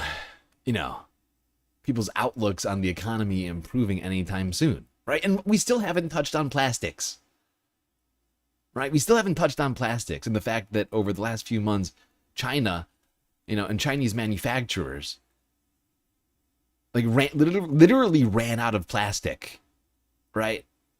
And have been having to do a whole bunch of weird shit to try and solve that situation. As much of the oil that they use to make plastic in China was coming directly from the Middle East, and now they're not, or at least they haven't been getting the normal supply, right? As a result of the war. And plastics are in literally everything. We all know this. I mean, all your food goes in plastic, whether or not we want to. I know a lot of people in this community, including myself, have issues with, the pervasiveness of plastics. For a multitude of reasons around here, including microplastics, not helpful, but plastic goes in everything, whether or not you like it. This is going to make things more expensive as well. So going into the summer and school and then the holidays, we're going to have all of these factors for the next 6 months. I don't expect Trump's popularity to improve between now and then. And this, let's just not forget that the scenario I just posed included an incredibly generous Trump ending the war by the end of May. Because let's be real, there is none of us, do any of us have any expectation of that actually happening? Really, because I don't.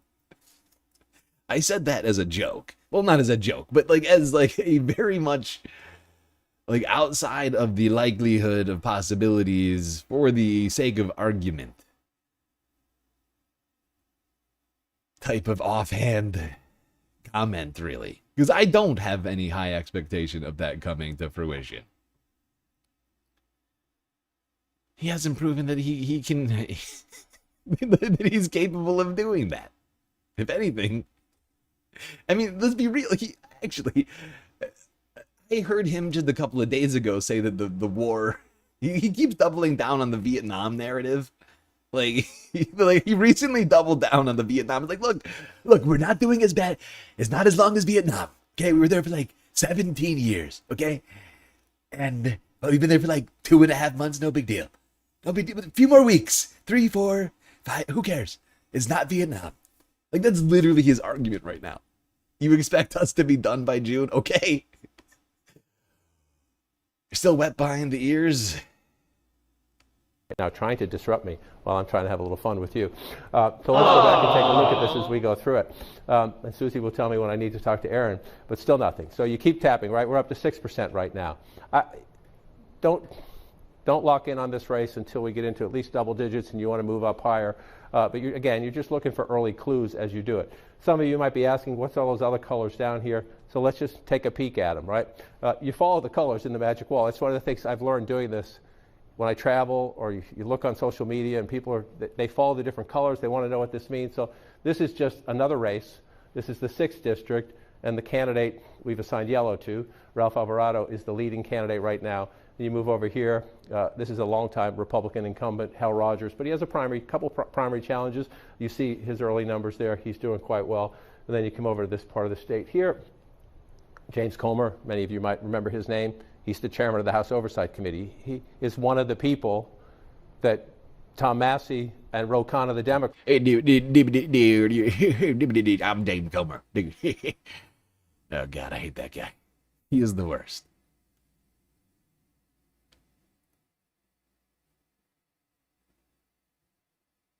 You know what I find fascinating about this? Wait, is there anything but Kentucky in here? Oh my God, they are talking to this. I would like to point something out. I'm just scooping through this video. The results, though, don't look right for Mr. Massey, but up to this point, it's a 57-minute long live stream here. Okay, 57 minutes. They spent the first 22 of it up to this point talking basically only about Kentucky and Donald Trump.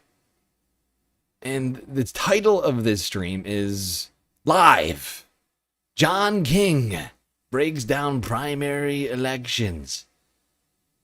Results in Alabama, Georgia, Idaho, Kentucky, Oregon, and Pennsylvania. All of them.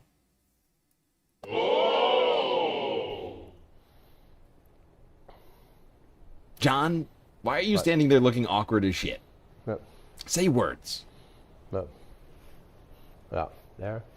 What? And there. Oh. John, this is unwatchable. Right there. Right there. This is unwatchable, dude. What the fuck is that shit?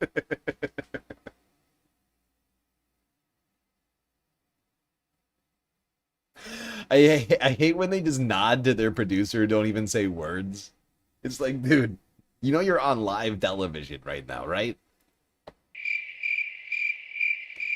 The most popular centers, and so this is what you do, right? And so when you're in the live setting like this, you're just trying to see, you keep checking in, right? 23%, 36%. But if you leave it out here, if the big number, the overall district number, this is. Oh my God, John! You have my full attention now. John, you're doing terrible. You're doing a terrible job. This is the general election. someone will interrupt me if a big thing happens live tonight that's happening in the results, and I'll go back to it. But we're in the studio early on, 2016. Now, everybody knows Donald Trump's going to win Kentucky. It's a red state, right?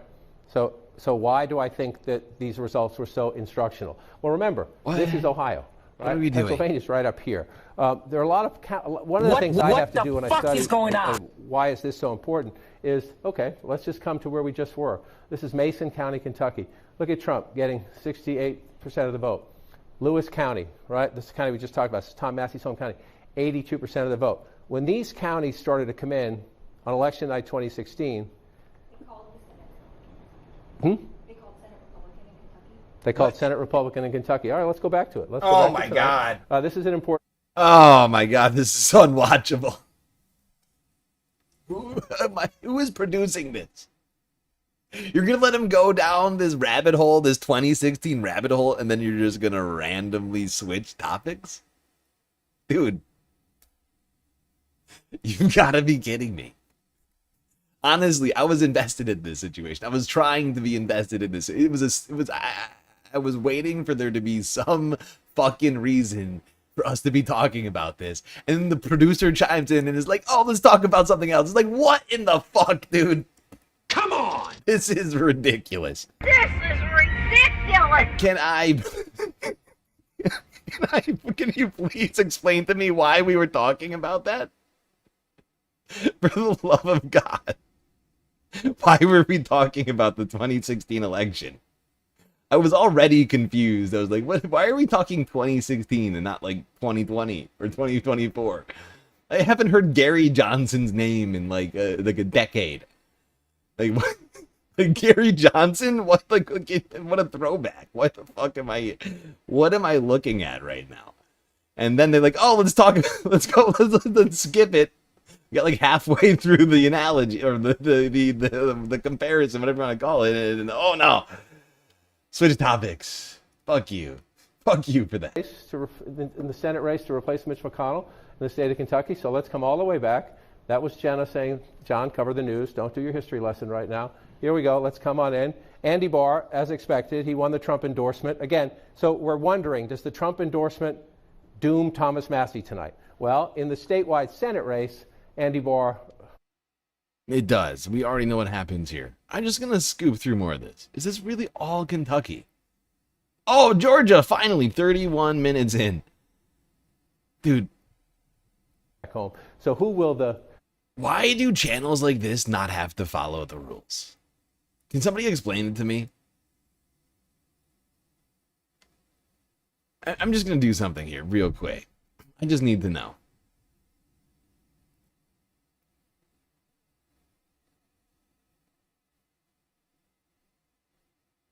This is all Kentucky. This is all Kentucky. They talk about Georgia one fucking time. Oh, and then Pennsylvania for 2 seconds. Okay. Wow, dude. Where's Idaho? Where's Oregon?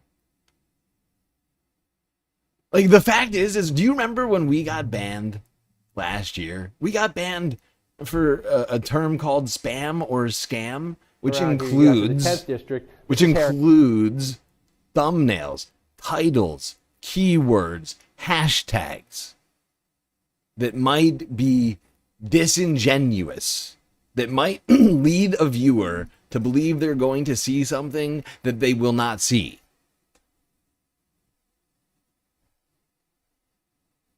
And I do my damnedest every fucking day, ever since then, since we got the channel back, to make sure. I put in an incredible amount of effort. The other thing that I'm currently being punished for is being low effort. Like, I put in a great deal of effort to make sure that I do the things that are in my thumbnails, keywords, and title and all. You know what I mean? Like, oh, but CNN and all these fucking assholes, they can just get away with whatever. It doesn't matter. Fuck it. We put it, all these other states in the title, but we'll talk about Georgia for 15 seconds and Pennsylvania for 5 minutes. And we'll call it a day. Screw Alabama. Screw Idaho. Screw Oregon. Fuck those guys. Who cares? Right? Like, that's the vibes. You can't tell me that's not the fucking vibes here. And yet somehow I'm the low effort asshole. I'm the one. I'm the bad guy. help, help, I'm being repressed. Senate Republican primary. This one's interesting as well for a number of reasons. Number one, there's no clear front runner. John Ossoff, the Democrat, is the incumbent senator in Georgia. If you remember, 6 years ago, it was a surprise. His victory was a big surprise. Georgia was a red state, turned into a purple state. Right? What is it now? Right? Will it swing back? He just barely won, 51%, I think, if you round up there for Ossoff. And history tells you if you defeat an incumbent senator, the best chance to do it is after their first term. Once they get settled in, you can raise more money, you get more seniority, you can sell that back home. So who will the candidate be here? Derek Dooley, for any college football fans out there, used to be the head coach at Tennessee. He's the endorsed candidate. I am skipping the John King coverage. This has got to be some of the worst. I can't imagine worse coverage. I'm sure we'll find it, but good God, John, I'm done with you, pal. We're moving it on. Oh, who's still alive here? Spectrum News still live. Storms going to be around for the next couple of days. Now, one thing we are going to notice, even though it has been quite hot across the central and eastern portions of the U.S., there's some cooler air. Okay, but Spectrum News is live doing not the elections. Oh, yeah, the fucking wildfires, dude. Oh. I'm still trying to debate once I'm done with the election stream whether or not I want to do a second stream, because there's a fuck ton of stuff going on. Wildfires, remember how it's wildfire season? I was saying it's gonna be a bad one. Oh boy, it's been quite a banner start to fire season these last couple weeks. All right, we're skipping the Spectrum News stream because they clearly moved on from the elections. Let's go to the Kornacki cam.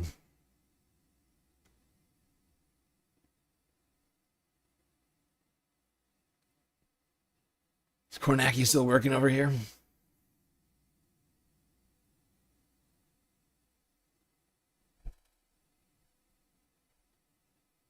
Kornacki is working still. Let's go. In the 3rd District in Pennsylvania. Remember, Ayla Stanford had led when we got that initial batch of that vote by mail here. Everything that's come in since was vote that was cast today, and Stanford has really been struggling with every one of those updates. Her numbers keep dropping.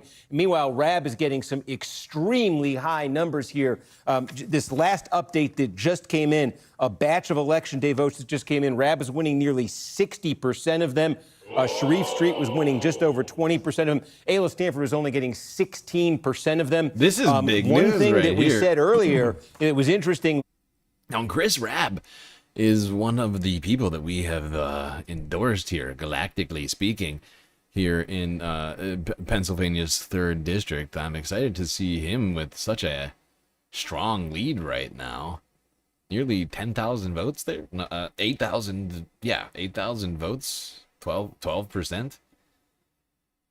With half the vote in, that's pretty good. These two are tied. Sharif and Ayla are basically tied right now.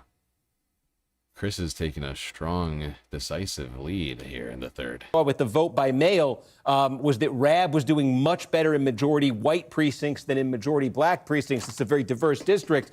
A minute ago, we had calculated that I'll be right back. I need some tea. White precincts, Rab was getting 71% of the vote. So putting up some big numbers. This is, the votes are still being tallied here, but you could see what has been powering Rab here. Election Day votes, we've seen him doing particularly well in majority white precincts. Half the vote in now. That's a double-digit advantage for Chris Rab. Again, calls himself a Democratic Socialist, leading here in this primary. Another place we're looking to go from Pennsylvania, we'll go down south because we are starting to get more substantial vote here in Alabama. This is the Republican Senate primary there. Remembering that Alabama is a runoff state. If nobody gets 50% plus one tonight, it goes to a runoff. So here is Barry Moore, congressman from South Alabama. He's endorsed by Donald. Hold it, Kornacki. God damn it. Okay. Okay, I'm back. Oh, right. Okay, I gotta switch this. I'm just gonna go back to what we were just doing, looking at Pennsylvania. Yeah. Sorry, I gotta move over multiple windows so that you can all see them. Hey, stop this nonsense. What is this? What? Don't play me.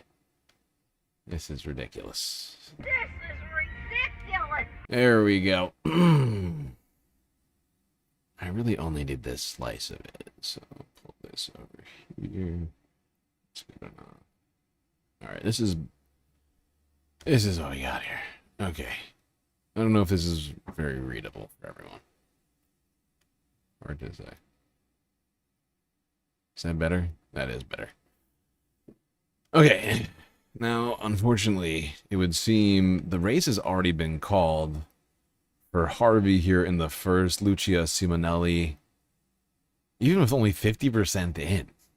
I don't know how they determined this. If Simonelli conceded, because with 50% of the vote, and you think a lot could happen here, technically, although she is down by a lot. But losing by, it would seem, about 14,000 votes there, a little less.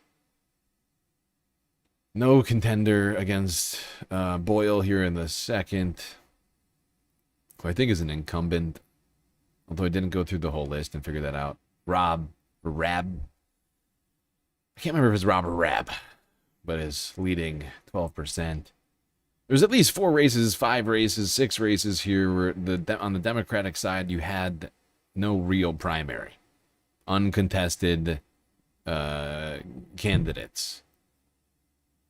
You have Stelson winning over Douglas. Unfortunately, Douglas was another one of our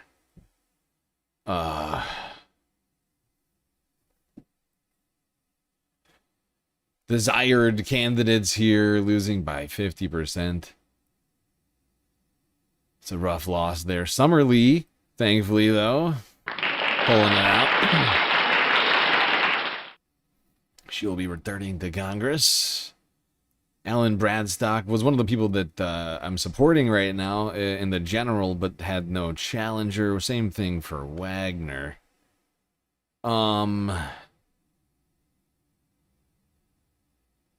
And I mean, to some degree,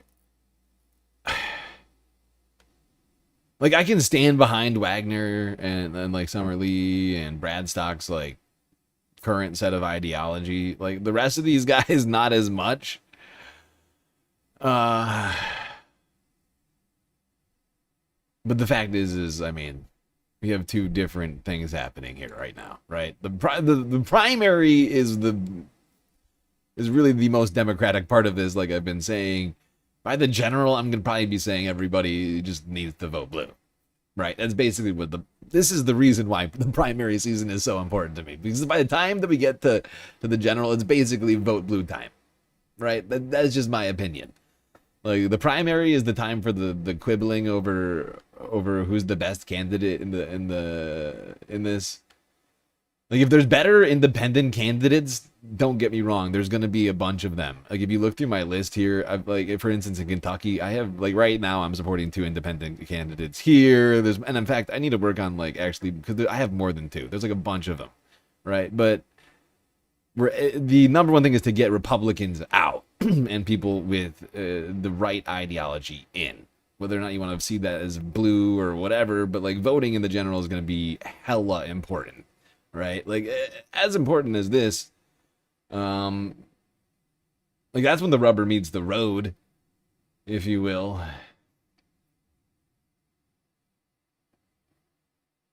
Bob Brooks, though, another galactically endorsed candidate here, winning in District 7. I'm just realizing I'm not doing my job.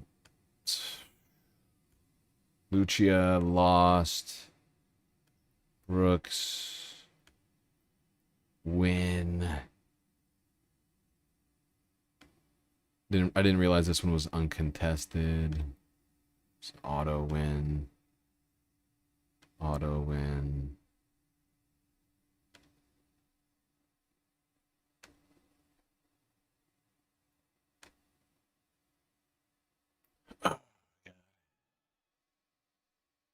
I am genuinely upset that I didn't get to talk about the primaries. These primaries, like, ahead of time. As much as, like, nearly at all, really. That's very frustrating to me. This is Farnham's district, isn't it? No, it's not. Where is it? 13th. Oh, she's in there too. Okay, nice.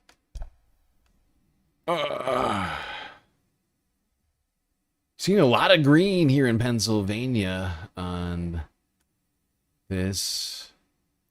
Not bad. And Rob is looking like he's gonna take him. I'm not gonna green him yet, but he's looking pretty good. Douglas, unfortunately, losing here. Sorry, I just don't want to have to do this again later.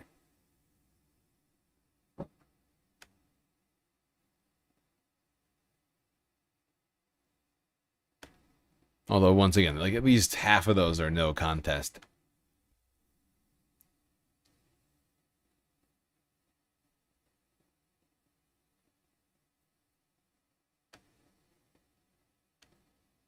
He's got a clear advantage with nearly a fifth of the vote in now over Steve Marshall and Jared Hudson, but more running under 50%. And just take a look down here. This is some of Mobile County is Barry Moore's district. So this is the area where it should be as good as it gets for Moore.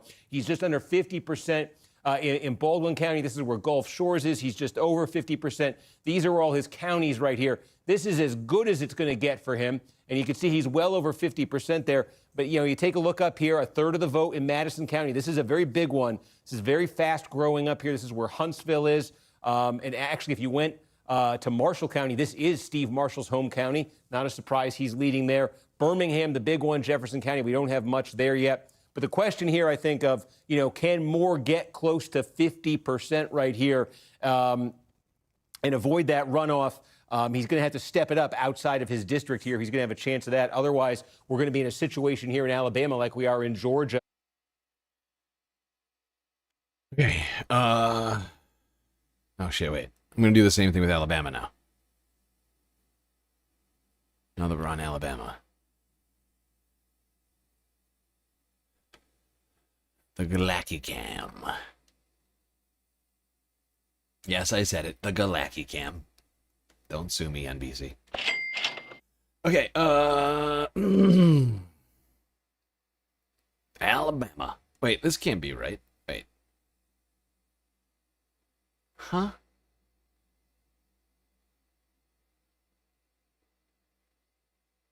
Why is it only showing District 3 through 5? Huh? What is wrong with this list? What the hell is going on with this fucking list? I'm so confused. It only starts with district. What the hell? Hold on. I'm sorry. I take it back. I take it back. There's something wrong with the list. It's only partial. There are 6 seats. There are 6 seats in Alabama, but I've only got 3 of them. God damn you, NBC. God damn you. You are the bane of my existence. And yet I need you.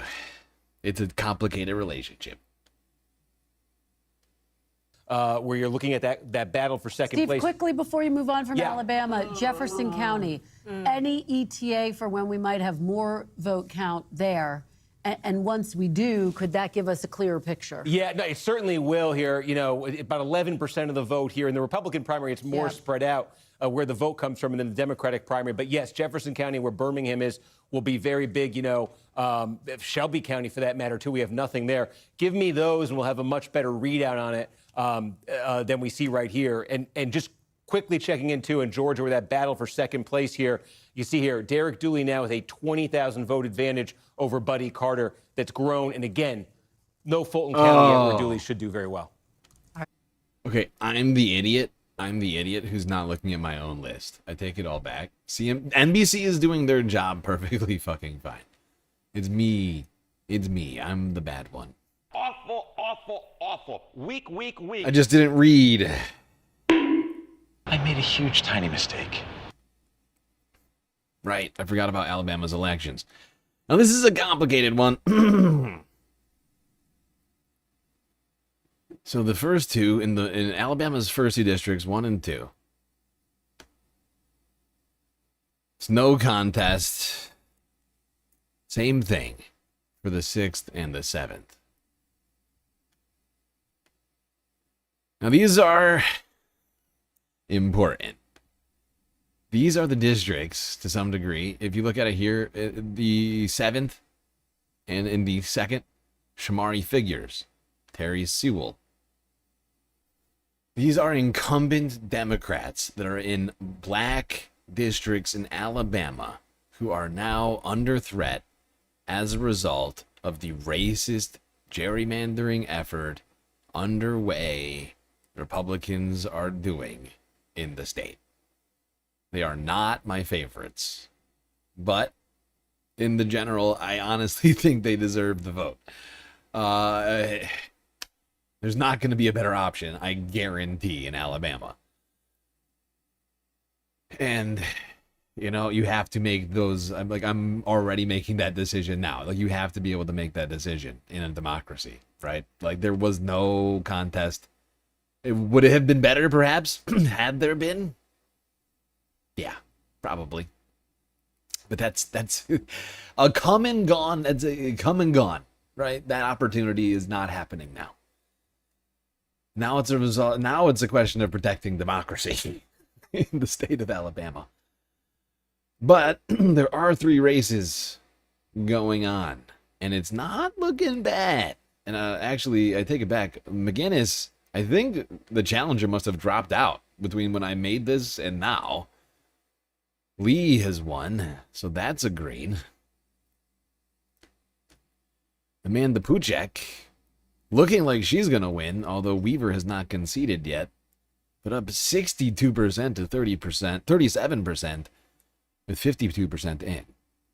So it looks like she'll maybe take it down, but not 100% clear. Unfortunately, Jeremy DeVito does not look like he's going to be winning. Down 30% against the #1 candidate right now, Snead. But I'll keep you all apprised of this as the night goes on. At least one win there in Alabama, looks like, with Amanda Puchek. I don't know if we want to count McGinnis if it's just a dropout from the. I guess you can count it. I guess you can count it. I mean, why not? Thank you. Lots to follow. I mean, I think Georgia is still outstanding. Obviously, we've got some of these interesting races now that we know the landscape more in Pennsylvania. Obviously, we've seen some of those interesting results in Kentucky, and we're going to talk about all of it, Kristen, when we come back. Stay with us. More coverage in just a second.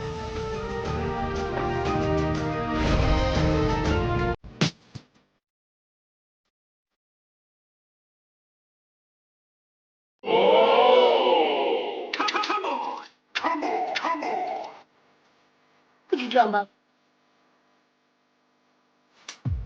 Arguably the greatest work of nonfiction of the 20th century. I feel like I'm taking crazy pills! Illegal. What? Okay, I'm sorry. I got carried away.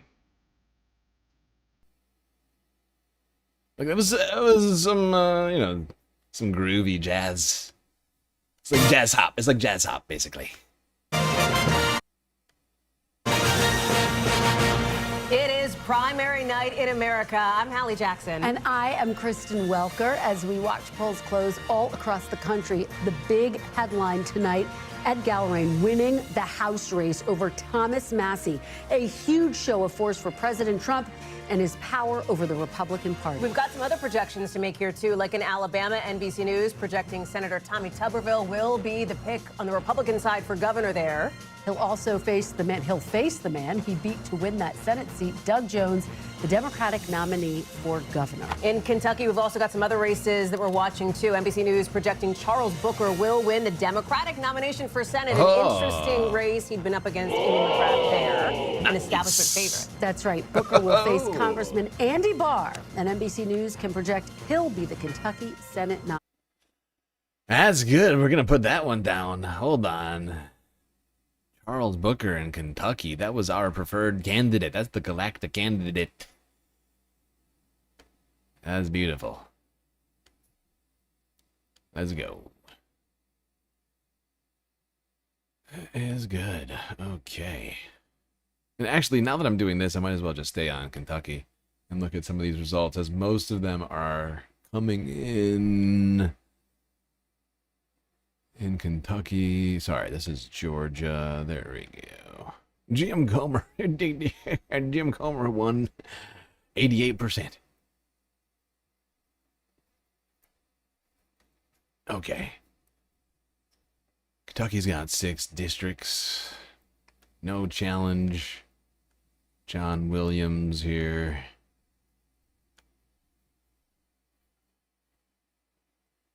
Compton, unfortunately, losing. That was our preferred candidate. I just want to make sure I fill this out. I know we already talked about a lot of this.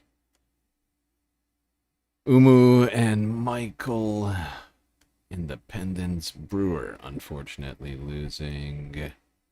He did not have great results in Kentucky, so Booker winning here is certainly a nice change of pace for Kentucky. Because basically none of my preferred candidates made it through to the second round, if you will, unless you're counting the independents, which didn't have to get through the first round, so not great.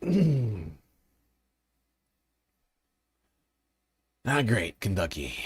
But let's go to, Georgia is the next one on the list, because there's a lot of stuff coming in here. Runoff election. Advancing to runoff. Oh, Hallowell didn't make it? No. Oh, she was so close. Damn it. It was such a fucking... Oh, it was such a deep field. Second place. Son of a bitch. Come on! Ah. This is ridiculous! Boo.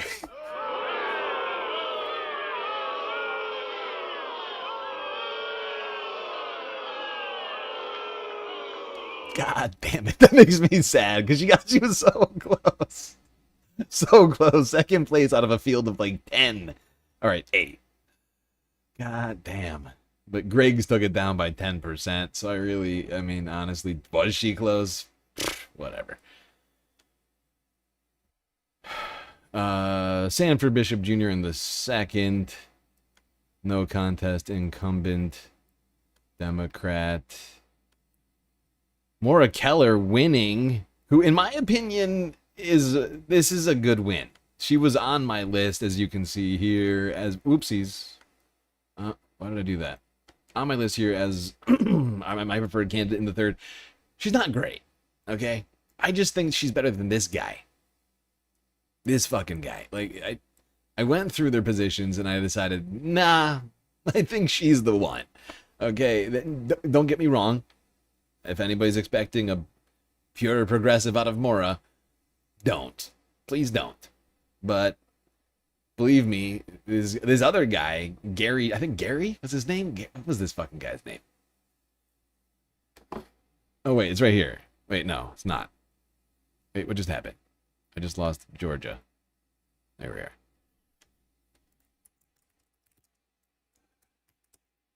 Is it the fifth, third? George Melville Johnson. He did not seem like a fun guy. He was also like 1,000 years old.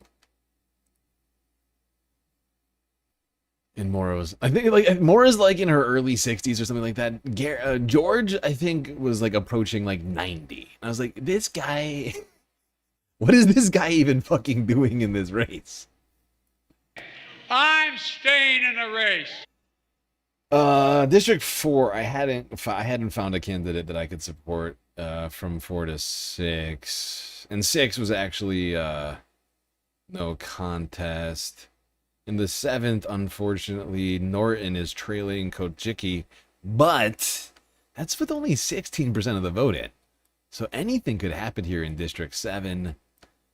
You got 4 challengers, about, somewhere between 5 and 15% between the 3 of them. But anything, like I said, could happen there for sure. Still undecided in District 8, even though Esty is leading Lucas by 7%, 85% of the vote in. Caitlin Geegan winning over Alex. Another galactic win. 2 for 2. I'm 2 for 4. Sorry, 2 for 4.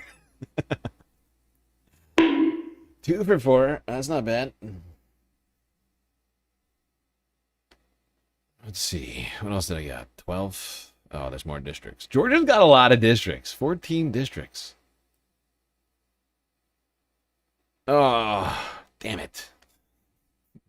Wait, no. Ah. Bree Woodson losing.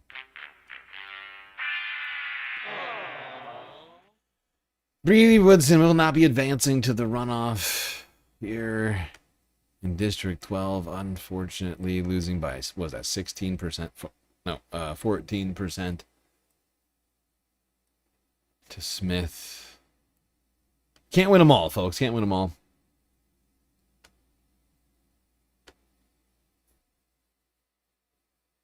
And Everton Blair coming in third in the 13th. Well, 2 for 6.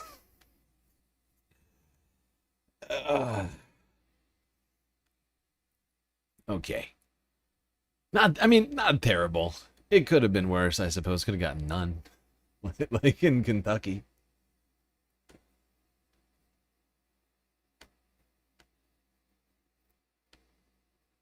All right, back to the... He was President Trump's pick over Attorney General Daniel Cameron. We've got a lot of activity in Georgia, too. Senate race on the Republican side will advance to a runoff. We know that current Congressman Mike Collins will be one of the candidates in that runoff. And we're still waiting to hear who else is going to go to that election just about a month from now, too. That's right. They'll go up against Senator John Ossoff, who will again be the Democratic nominee. Democrats will likely need to win that race to win back the Senate. Democrats, want to win back the House. To do that, they're going to have to flip some seats in Pennsylvania. And this district, the 7th Congressional District, a big one, Bob Brooks will be their candidate there. He won endorsements, a variety of them inside the Democratic Party, from Governor Josh Shapiro to Senator Bernie Sanders across the political spectrum. But Democrats are also battling out for the direction of their party. You see there a progressive Chris Robb right now in front of a seat in deep blue Philadelphia. Let's head to the big board, of course, where Steve Kornacki is standing by. Steve, you've got some more vote count from Georgia, I see. Yeah, it continues to trickle in here. And again, you say that that race for second place in the Senate runoff is now almost a 20,000 vote advantage for Derek Dooley over Buddy Carter for second place there. And again, keep saying Fulton County, big piece of the puzzle, no votes there yet. But you can see that is sort of the heart of Dooley country tonight in Georgia. So can Dooley hold on to that, get into that runoff with Collins? He'd have a heck of a hill to climb, though, in the event of that runoff. Also, speaking of runoffs, this was early on in the night. It was very clear in the Republican primary for governor in Georgia that it would be heading to a runoff between Trump-backed Burt Jones, the lieutenant governor, and Rick Jackson, who's poured just a fortune into this race. Between them and the other candidates here. So I am just realizing something. I am just realizing something that could be good. I am just realizing now that this has not been called. This runoff. Amanda Hollowell hasn't lost. I need to unread this name. She has not lost. Unfill. There we go. Unfill. And I'm also going to unfill on Bree. Because that hasn't been called yet either, has it? Yeah. No. Fuck that. Screw that. We haven't lost. Never give up. Never give up, never surrender.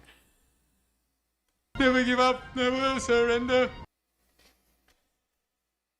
Oh, thank you.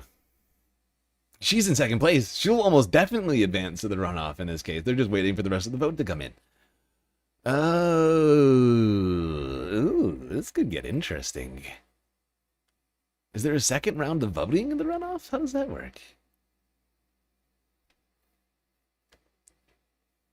I'm sorry, I didn't realize this was a potential thing. I was not familiar with the Georgia runoff election rules. Heading into the runoff, it does appear Jones here is going to outpace Jackson tonight, but does raise an interesting question in that runoff. Trump had endorsed Jones. Jackson has aligned himself closely with Trump. How active will Trump be in this runoff here? Is he going to really lean into Jones, or is he going to kind of let these two go and say, hey, I'm happy with either one of them? Jackson has certainly tried hard to align himself with Trump. And then, of course, the story of the hour really may be this up here in Pennsylvania's 3rd Congressional District. Again, the winner of this is the de facto next congressman. This is the most Democratic district in the country. And Chris Rabb, running very far to the left here, self-described Democratic socialist, has moved into a double-digit advantage. What's been happening is, at least so far, as they've been counting up the election day vote, the vote cast today, he's been running up some monster numbers here, had lagged badly in the vote by mail, but a very different story so far. Half the vote still to come, but the trend in that election day vote has been very favorable to Rabb. In the final place we're looking, this hour, maybe we'll get a little bit more clarity here in Alabama, this Republican. I think next poll closing is going to be what, Idaho? And then it's going to be Oregon. Are there any ones that we haven't gone through yet? The Kentucky one. That was not good. Chris Rabb. Oh, I need to look at Chris. See if he is going on with that election. We are back. Primary night in America. He is taking Six it down. He took it states down. The fight ahead of November. The stakes are high because we're talking about. Chris Rabb did it. Look at it. It's beauteous. Winning by 15%.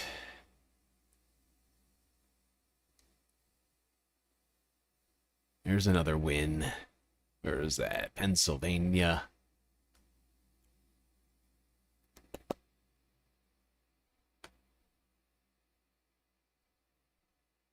A lot of fairly good candidates moving on to the general here in Pennsylvania. That's fairly exciting. Although Alabama, although it is Alabama, and literally, if all these even though there's some real problems in here and a couple of different things, if all of those were to advance or win in the general, that would still honestly this is fascinating. There's actually a lot of green on this list. I don't know what I was expecting, but it's clear Democratic voters, ones who are registered party voters that are going to the primaries, are making it clear the galactic candidates are the ones to choose. Oh!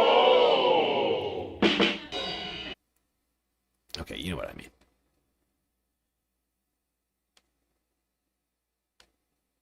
Who could ultimately control Congress come the midterm? Steve Kornacki is tracking all of it. You've been watching the Kornacki cam. He's been in that little box on the bottom of your screen. You've eaten some M&Ms. We all have hung out. You haven't really moved other than that, candidly. I don't think he's gone to the bathroom. Yeah, Are we allowed to just say been that? He's been there the whole time. He's a marathon. We don't want to make you talk about that. Oh, good question. Not really, Rachel. The red indicates that they've lost. The green indicates that they have won or gone on. Right? There's actually a legend down here that I've created. If you're not familiar with the spreadsheet, but I got a legend. Got an asterisk, makes you a dino, Democrat in name only. I is an independent. Parentheses around your name makes you an incumbent. NC means no challenger / no contest. So that should help you in identifying some of what you're seeing here. Unfortunately, the Louisiana election, you may or may not know, did not happen because of the ridiculous gerrymandering that happened there. As a result of the Supreme Court decision not last week, 2 weeks ago now. Jesus Christ. It's been 2 weeks already? It's like last Friday or something. Talk us through it, man. You got a lot. We got big news. Look what just happened in Pennsylvania's 3rd District. We are now up over 80% of the vote, and Chris Rabb is blowing away this field here. He is winning, I can tell you, the election day vote. We say, is it going to look different than that vote by mail? Remember, in that vote by mail, Chris Rabb was somewhere in the mid-20s. He's winning 48% of the votes that were cast today on election day. So in Stanford, remember, who had won the vote by mail that we first saw, she is running a distant third here. So there is a breadth to this for Rabb, but there is another dynamic. This is a racially diverse district. There is a larger black population here than a white population, but both are substantial. There's a very big difference in where Rabb is getting his support from here. In the majority black precincts here on election day, Sharif Street's actually winning the majority black precincts. He is beating Rabb 43-30 in majority black precincts. In majority white precincts, with this election day vote, Rabb is getting 70%. Street is getting 16, and Stanford's getting 12. So this is Rabb's showing in the majority white precincts, this in the majority black precincts. And so he is absolutely running up the score here, and it's a big ingredient for why he's been able to go from being pretty far behind coming out of that vote by mail to now with more than 80% of the vote in. 17,000 votes, nearly 17,000 votes ahead of Sharif Street here. Again, I know you guys have talked about this. You have familiarity here. Sharif Street embodying in many ways the Democratic establishment in this city. Chris Rabb, you know, is a self-described Democratic socialist, and look where things stand. Look where he is. All right, Steve Kornacki, we'll check back in with you in just a few minutes. Thank you so much. Yep, often, for sure. Thank you, pal. Let's go to Kentucky now, because Charles Booker is joining us. He is going to be the Democratic nominee for Senate in Kentucky. Congratulations to you on your victory over Amy McGrath, and thank you for being with us here.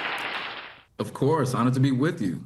Let me start by asking you, I think, the question that I have heard come up in conversations, or even already before tonight, et cetera, which is about your past record, that you have run statewide and you have not been successful in the past. Why do you think this time would be any different for you? Well, the powerful part about this campaign is that I haven't changed. My message is the same. Everything around us has changed. We are seeing so many people that are hurting. They're looking for real change, and they see in me a leader that is poised to deliver for them because I'm putting my story out there. We've been organizing through community for years, and it's why we're winning tonight, and it's why we're going to win in November. This campaign is for everyone, no matter your background, because we are all being screwed, and I'm just proud to be a part of this. Honestly, those are some very impressive numbers, right? 47% of the vote, and that's a pretty crowded field. I think there was 4 candidates running in the Democratic primary here in Kentucky. So to be pulling down nearly half of the vote with 3 other options, and then winning by over 10%, over 11%, that's very impressive. Well, it's good to talk to you for a second time today. Thank you. That's right. I talked to you before the results came in, and you were incredibly confident. I wonder what your strategy is going to be in the general election, because we are having a debate here about what the message should be from Democrats. Should it be solely focused on the economy, what you are going to bring for voters, how you're going to bring their prices down and make their lives better? Or do you see this as also taking aim at President Trump? What's your strategy? Well, we have to do both. And this isn't about fighting Donald Trump because I don't like him. We have to stand up to defend democracy, to defend our Constitution. So honoring the fact that we need to protect our children and make sure that there's accountability in our government, that's a priority, and that's not partisan. But at the same time, we have to deliver for people. So many Kentuckians are hurting. Kentucky has been one of the poorest states in the country. And for my entire life, Mitch McConnell has been screwing us over. It was more than 4. So lifting up a working people's bill. It was more than 4. Jesus Christ. It was 7. He smashed it. He smashed it. Crazy. Look at that. Lifting up policies that deal with the challenges we face in the day-to-day. Medicare for all. True living wages. This isn't about party. It's about meeting our needs. And that's why Kentuckians are standing with me, because we're tired of the BS. We're tired of the status quo. We're tired of being ignored. The government we pay for should work for us. And that's why we're going to win this. So let's say, obviously, we flash forward to November. Let's say you end up winning the seat over Andy Barr here. Obviously, you'd be representing your state on the national stage. You have said that you would not support Chuck Schumer as your party's leader. So who do you, as we talk about, and as Kristen has so aptly framed this question, sort of the future of the Democratic Party, where do you go in the midterms and beyond in 2028? Who would you back in the Senate? Well, I think you raise an important point. And this is why this guy, this is one of the reasons why this guy is getting the old galactic recommendation stamp of approval here. Get rid of Chucky Schumer. We've had enough of his weak, feckless, useless leadership that has brought us Donald Trump and has helped Donald Trump enact his goddamn fucking agenda. And we're all sick of it. We're all fucking sick of it. We need people who are going to say, no, Chuck, you're done. You're done. You know, we're taking the keys. We're taking the keys, Chuck. You know, so at some point, I hate to say it, but at some point, with our grandparents, no matter how much we might love them, and I know we all have some of us may have complicated relationships with our grandparents, but at some point, you gotta say, hey, Grandpa, Grandma, you know, this is the 10th time you've run into the mailbox at the end of the driveway. When's it gonna be a kid? You know, this is, I can't watch you run into the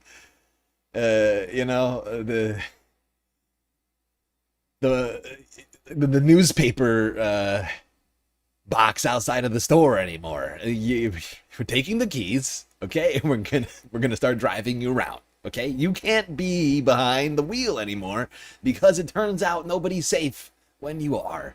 This is out of love and concern for the rest of the community. The future of party politics in general, there's a big shift that's happening. There's a transformation that's happening. You're seeing a lot of regular people that are standing up because they're tired of the status quo. They're tired of the politics.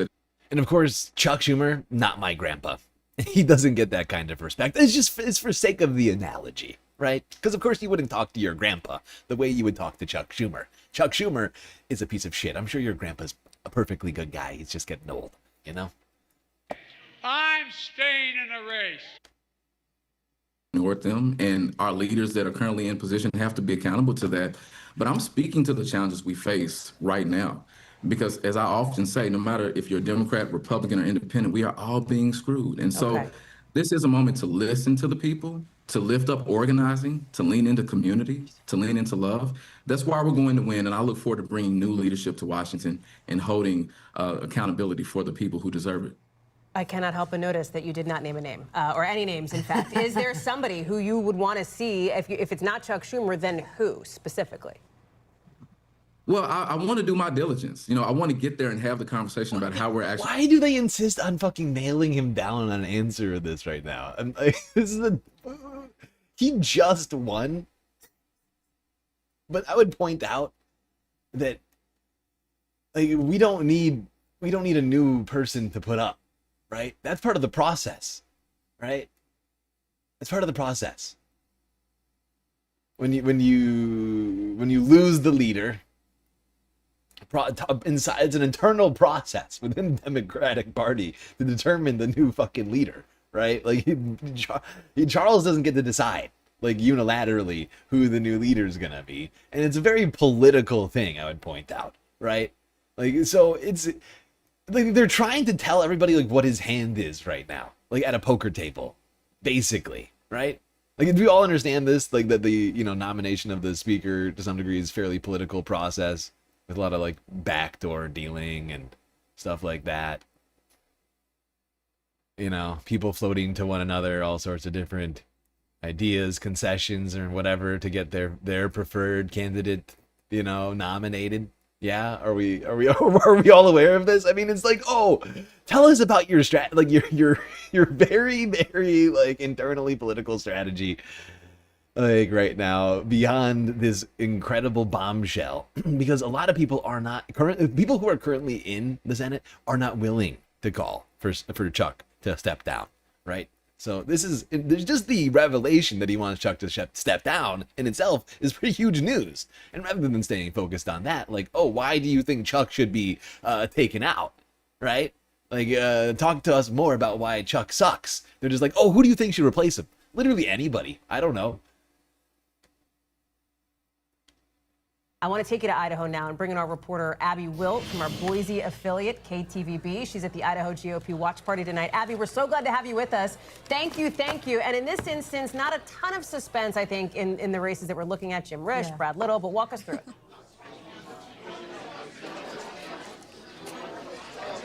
Thank you, Kristen Halley, for having me. Yeah, we just closed polls here about 20 minutes ago, and you can see here at the GOP watch party, people are starting to trickle in, starting to get some food, but there are some big races that we are watching. First off, like you said, Idaho Governor Brad Little is running for his third term.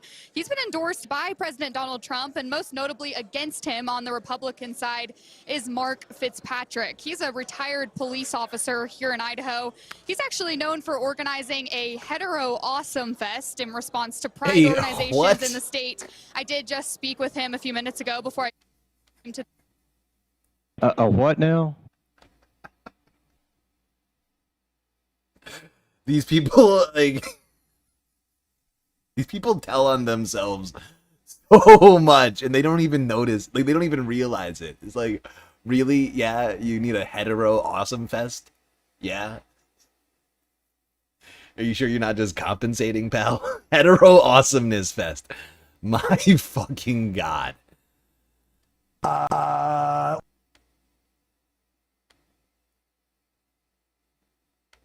watch party. He says he's seen an outpouring of support from the state through his campaign. I'm sorry. And he says Actually, I'm feeling sorry. hopeful. I'm sorry. I can't go past that. I can't move past this. Hold on. I need a sound shot of that. A hetero awesome fest. I need a sound shot. Immediately, if not sooner. Look, listen. This is part of the show, people. You're getting a look behind the scenes. How the lasagna is made. I did just speak with him a few minutes ago before I came to this watch party. He says he's seen an... Hold on. Nope. Fitzpatrick. He's a retired police officer here in Idaho. He's actually known for organizing a hetero awesome fest in response to pride organizations in the state. I did just speak with him a few... In response, he's doing a festival in response to somebody else. That's the lamest thing I've ever fucking heard. That is the most like snowflake ass shit I can imagine. Oh God, a pride festival exists. We must have a hetero awesomeness festival immediately. Immediately, if not sooner. Oh, buddy, you need help. You have a mental health problem.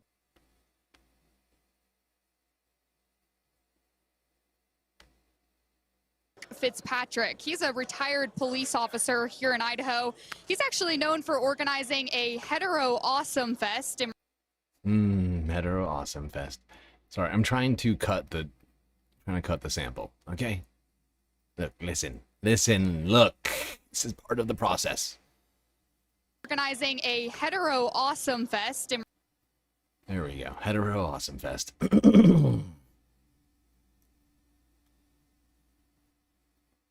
That's gonna come in handy later.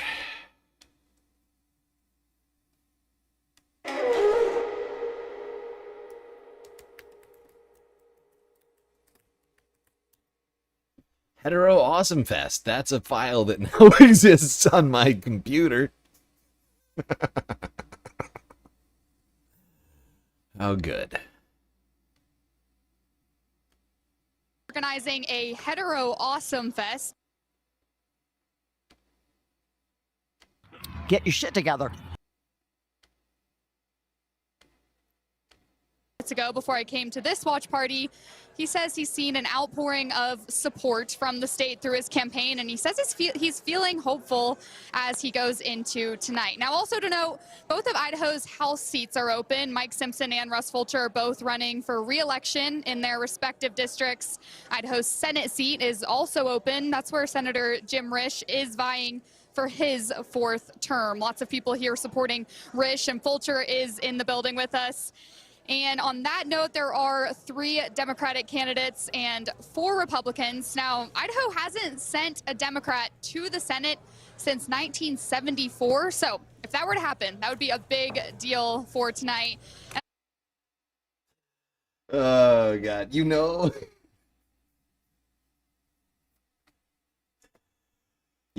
that if the LGBTQ crowd held a homo awesome fest, it would be way better than the hetero awesome fest. Everybody knows it, right? That's why they felt they needed to hold hetero awesome fest in the first place. That's what Pride Festival is, essentially, right? They're just sad that they can't have as much fun. They have to remain closeted in their sad lives, wearing their weird, very homogenous hats and costumes. All these guys look the fucking same. They're the most homogenous people possible.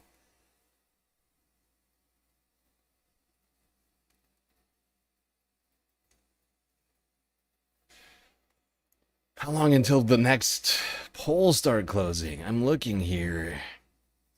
No results in Oregon yet. No results in Idaho.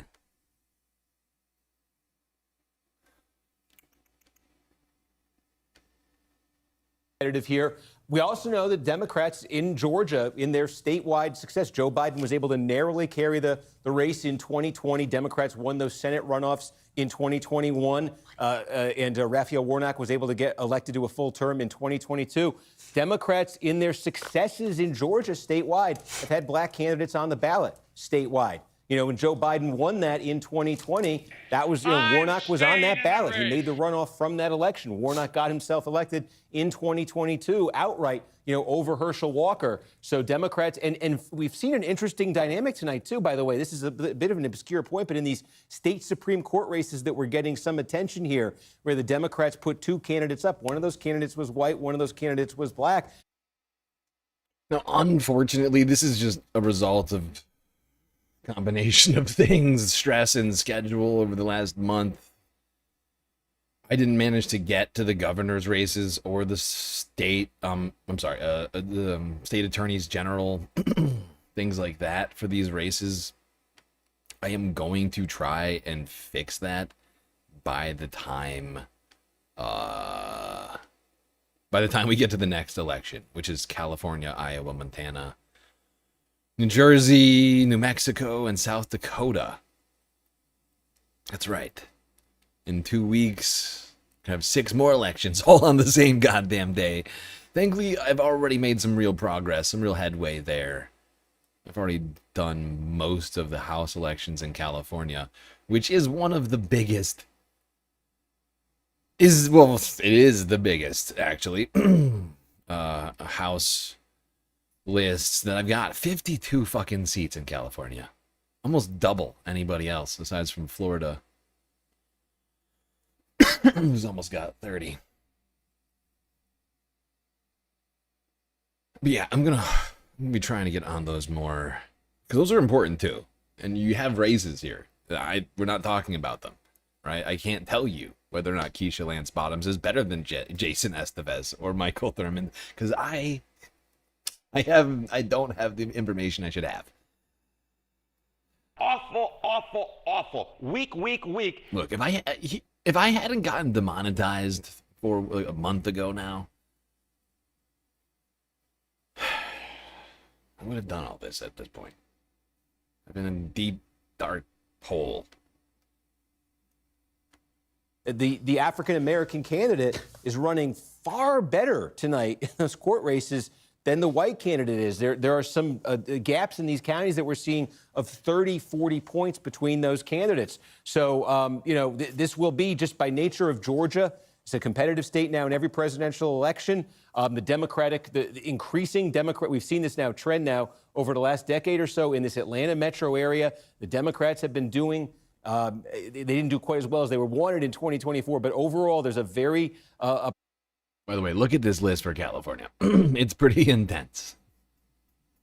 In comparison to the rest of the list, it's pretty wild. And when you think about it, it's a little ridiculous. California and Idaho have the same number of senators, while California has 26 times as many House of Representatives seats because of the population size. And yet Republicans want to claim that the whole Supreme Court decision is about one person, one vote. It's real cute. Announced Democratic trend in the Atlanta suburbs here. The Democrats are thinking one of these years is going to tip the state more from sort of... I'm switching to the live stream. Pocket also coupled on top of that would happen with Kamala Harris. So the question is whether or not he can galvanize black voters. Is it a key? He can't win without black voters. All right, maybe not. I take it back. I don't want to listen When to we talk about the president, his endorsement. Right? Does she think Joe 21? Are they done? And Raphael Warnock was able to get elected to a full term in 2022. Democrats in their successes in Georgia state. Don't you dare give up, Kornacki. It's only 11 p.m. Have had black candidates on the ballot statewide. When Joe Biden won that in 2020, that was, Warnock was on that ballot. He made the runoff from that election. Warnock got himself elected in 2022 outright, over Herschel Walker. So Democrats, and we've seen an interesting dynamic tonight, too, by the way. This is a bit of an obscure point, but in these state Supreme Court races that we're getting some attention here, where the Democrats put two... This better not be like the last election. Remember that? I mean, I've been getting mad lately, right? To be fair, I think it's a reasonable level of anger. Because these guys have billions of dollars at their disposal, and yet they can't, many of the mainstream medias are not giving us full election coverage. That John King shit was a joke. At least, honestly, Kornacki is doing a better job than he did last time, technically. I'll give him that. It's an improvement from the last stream. Because the Ohio-Indiana election was a goddamn joke. They didn't even talk about the House. All they talked about was the state Senate. And only Indiana's state Senate. And they basically completely ignored the state of Ohio. Aside from the Ramaswamy, the governor election. It was offensive. I'm not from Ohio. I was offended for Ohio, and I've only been there one time.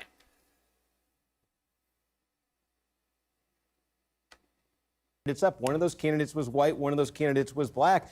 The African American candidate. And if they quit, I'm just going to say this. Tonight. I'm sorry. I didn't finish my thought. And if they quit right now before doing Ohio, I'm sorry. I'm going backwards in time.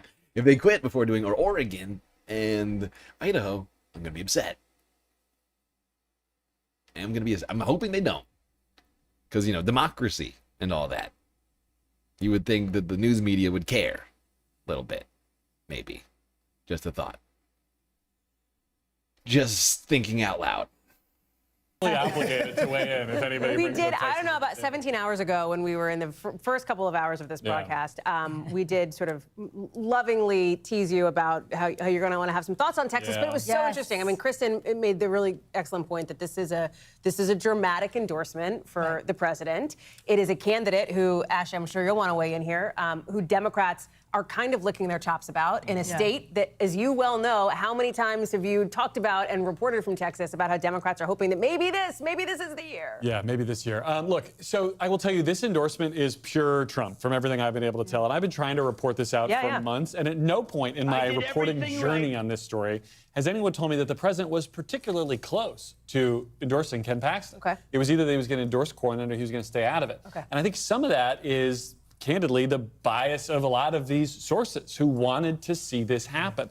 The president has been told by the majority leader of the U.S. Senate, by his former campaign manager, and by his top political aides not to do this, that he should be backing John Cornyn as the safer path to win the seat with a nominally pro-Trump candidate. And today he went the other way.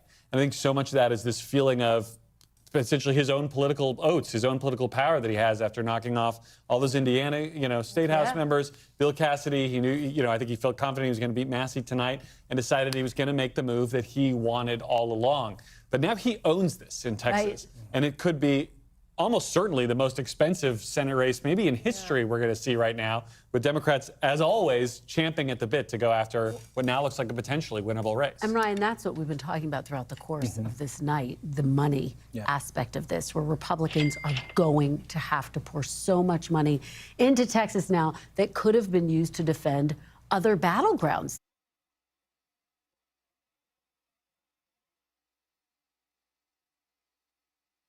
The fuck was that sound? Hold on.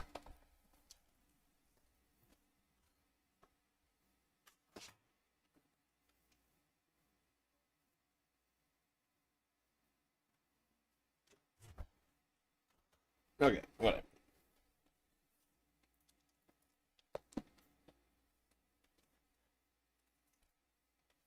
I think we're dragging space debris over here. Okay. But no, that's what this is basically exactly what I was saying. Is that Trump owns this, right? The fact is he has mobilized the Trump, the TOP base, the Trump OP, old party of Trump base. I mean, that's what's replaced the Republicans, as we have seen clearly time and time again. And while there's some people who want to deny that and claim it's a fever, they're living in some sort of dream world. and we've seen it over and over again. Trump backed candidates taking out incumbent Republicans who deigned to do or not to do exactly as Donald Trump said in the last year and a half. And as a result, you would think you got a general where basically it will be very easy to just say a vote against this guy is a vote against Donald Trump, the most unpopular president in U.S. history, or at least in modern U.S. history. I think he's still more popular than McKinley, technically, and Hoover, probably.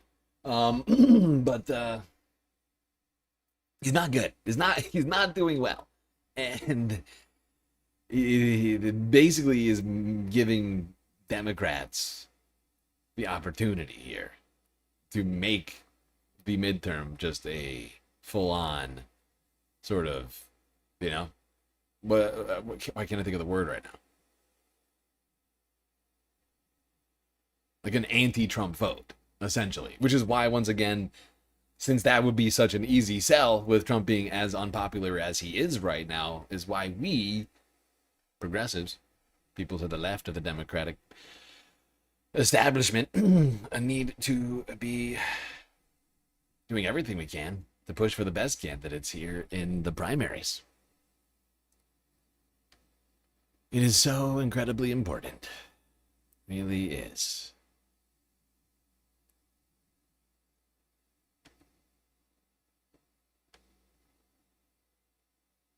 Concession vibes. I will note NBC News has not projected who advances to the runoff in addition to Congressman Collins there, but I think it does give you maybe a sense of the vibe, Steve Kornacki, as you're watching this too. Yeah, absolutely. And just looking, by the way, you're talking Alabama here. Barry Moore, the Trump-endorsed candidate in that Senate primary, leading easily with half the vote in. Runoff state, though, would Steve Marshall, Jared Hudson finish second there?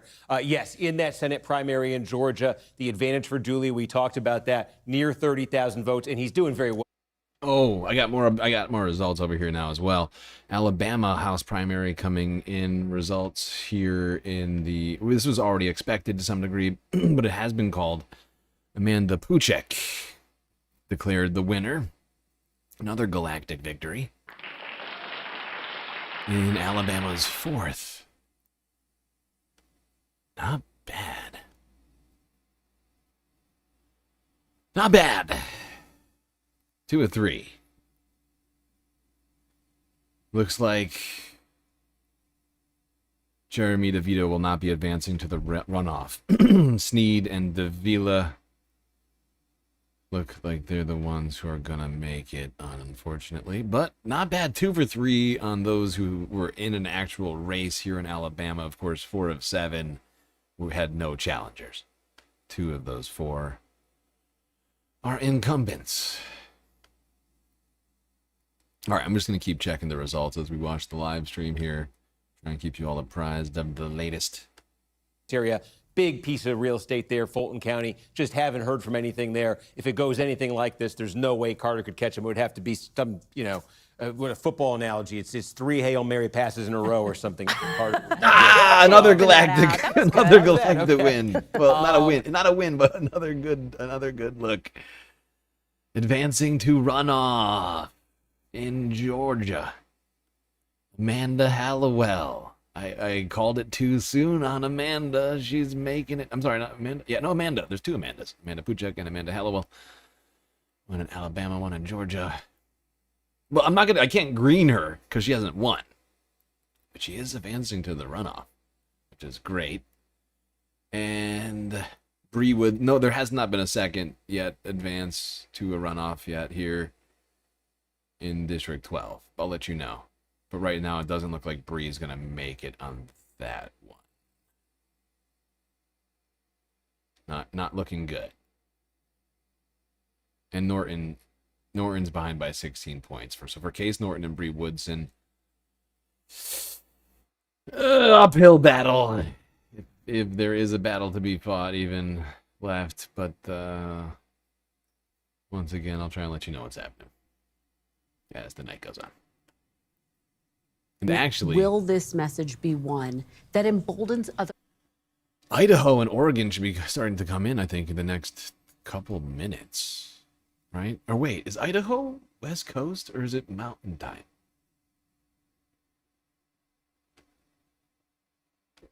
Progressive candidates in other parts of the country to lean into that message?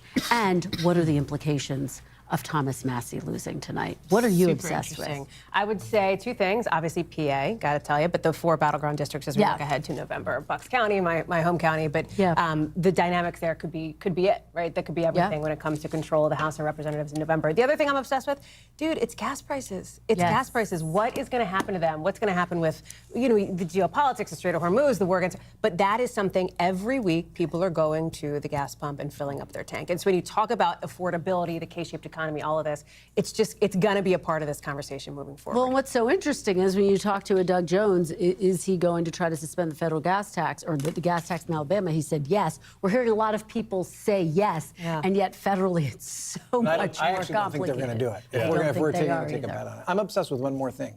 How many times you dropped your hairspray? The one we brought out for you, friend.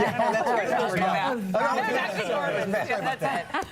Gang, this has been quite the night. We cannot thank you all enough for being here. Thank you It's been incredible. It's been absolutely fantastic. And that does wrap up our special coverage of primary night in America. We got to say one more goodbye to Steve Kornacki. Yes. Wait. Look, come back.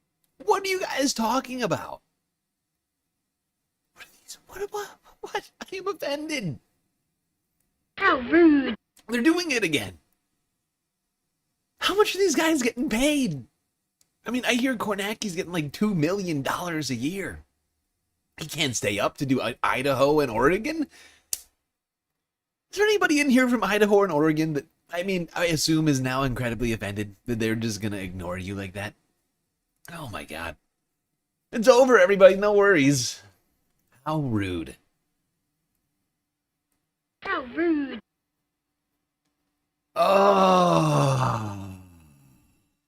Oh, the elections are over then, according to NBC. Don't phoning it in. Yeah, I'm the low effort asshole that's demonetized, but NBC's calling it a night with 2 primaries left.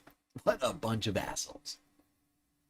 What a bunch of assholes. They're like, nah, don't worry. Don't worry, Oregon. You don't actually matter. Idaho, screw yourself.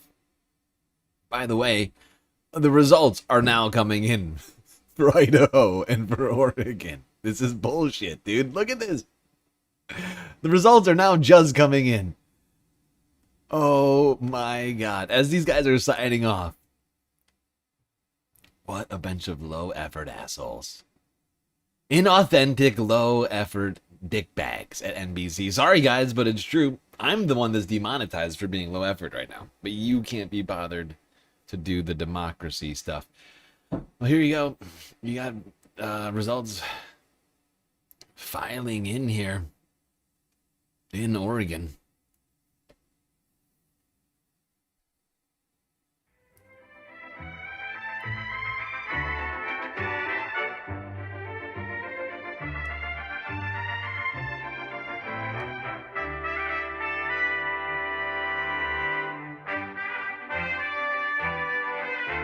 Whoa!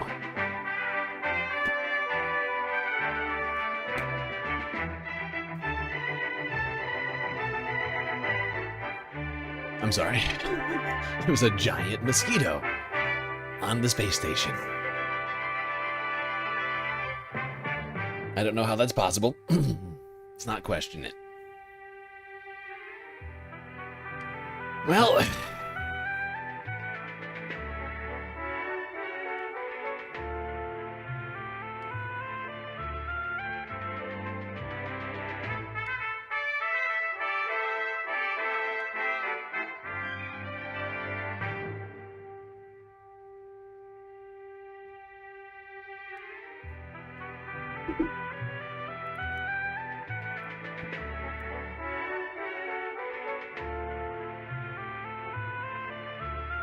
yeah, space mosquitoes, exactly. It's disturbing.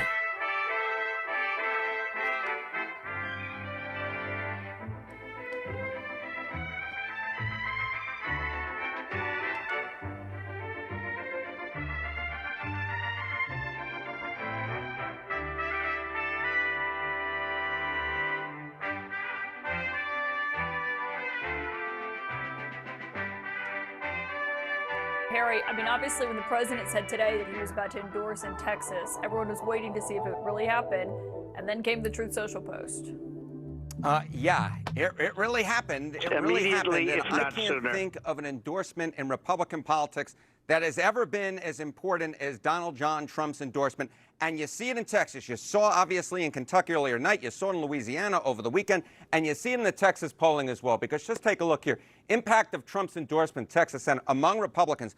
Look at what you see here. 55% of Republicans say that you would be more likely to vote for the candidate Donald Trump endorses. You see 36% say no impact. Look at this, though. Just 9% say less likely to vote for the candidate that Trump endorses. But overall here, it's just very clear. If you get Trump's endorsement, as Ken Paxton has, then all of a sudden what we should expect to see is Republican voters lining up behind Ken Paxton, which, of course, is what we've seen in basically every single other contest, including, obviously, in Kentucky earlier this evening. But with Lisa Murkowski's comment there, she said, how does it help the president if we ended up losing Texas? It's because there's a real question about how Ken Paxton would fare against James Tallarico, the Democrat, come November. Yeah, okay. So I think it's so important to note that you have one world, one galaxy in which you have the Republican primary electorate, and then you have a completely other galaxy, which is the general electorate. And the polling here really tells the story, right? Because even before the endorsement, what you essentially saw here was a very close race, but one in which Ken Paxton was actually favored to win in the runoff over John Cornyn, obviously the incumbent. Paxton was ahead 48% to 45%. Based upon slide number 1, of course, I expect that Paxton's lead is going to climb ever higher. So you see these numbers right here, but then look towards the general election because it is a completely different world. Because you can see it right here. Okay, choice for Texas Senate. You got Tallarico here at 44%. And then look at here, Ken Paxton, a Republican in Texas. The best he can do at this point is averaging 40% of the vote. I mean, I was looking at all the polling I could find. This would be a fascinating shift here at Texan politics. It would seem it's already in the cards. Best. And what's amazing is that Cornyn was like licking Trump's booties. Like for the last, I'm trying to think of how long it's been now, but he has been, oh my God, he has been doing his very best to appeal to the supreme leader, make it clear that he loves him unconditionally, and not to criticize him about anything, and just talk about how great of a guy he is. Doesn't matter what it's about. Like, we've been watching Cornyn, like, running around the halls, like, talking to reporters to tell them how great he thinks Donald Trump is. Oh, poor John. A Democrat for Senate has been polling since like 2002. That is a very long time ago. When you have to go all the way back since I was in middle school, you know that the Democrat in this particular case is polling well in Texas. Harry Enton, that's why we keep you around, so we can go back to your middle school years. I know. Thank you, Harry, for those numbers. Well, it was the most expensive House primary in U.S. Okay, I just wanted the Emden. I just wanted the Emden clip. I don't need to hear what Scott fucking Jennings has to say.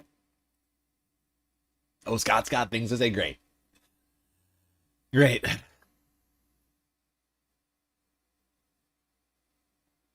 Oh, and Anna Navarro. Scott and Anna? I can get Scott and Anna Navarro at the same time. Oh, wow. In the same panel. Oh, and that crazy New York Post lady. Oh, my God. What a star-studded panel. I think I'm going to skip on that.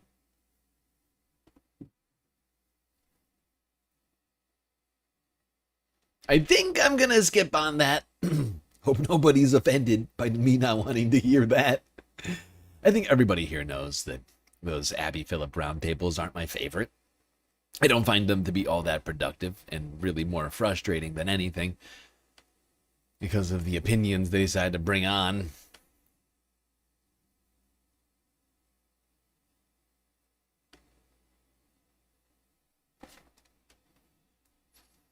What was I doing? Oh, right. I was going to look, see if I could find a local live stream for like Idaho or Oregon.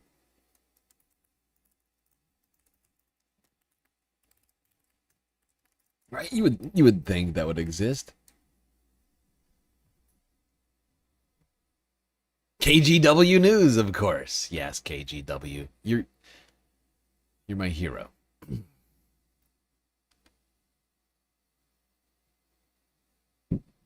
KGW.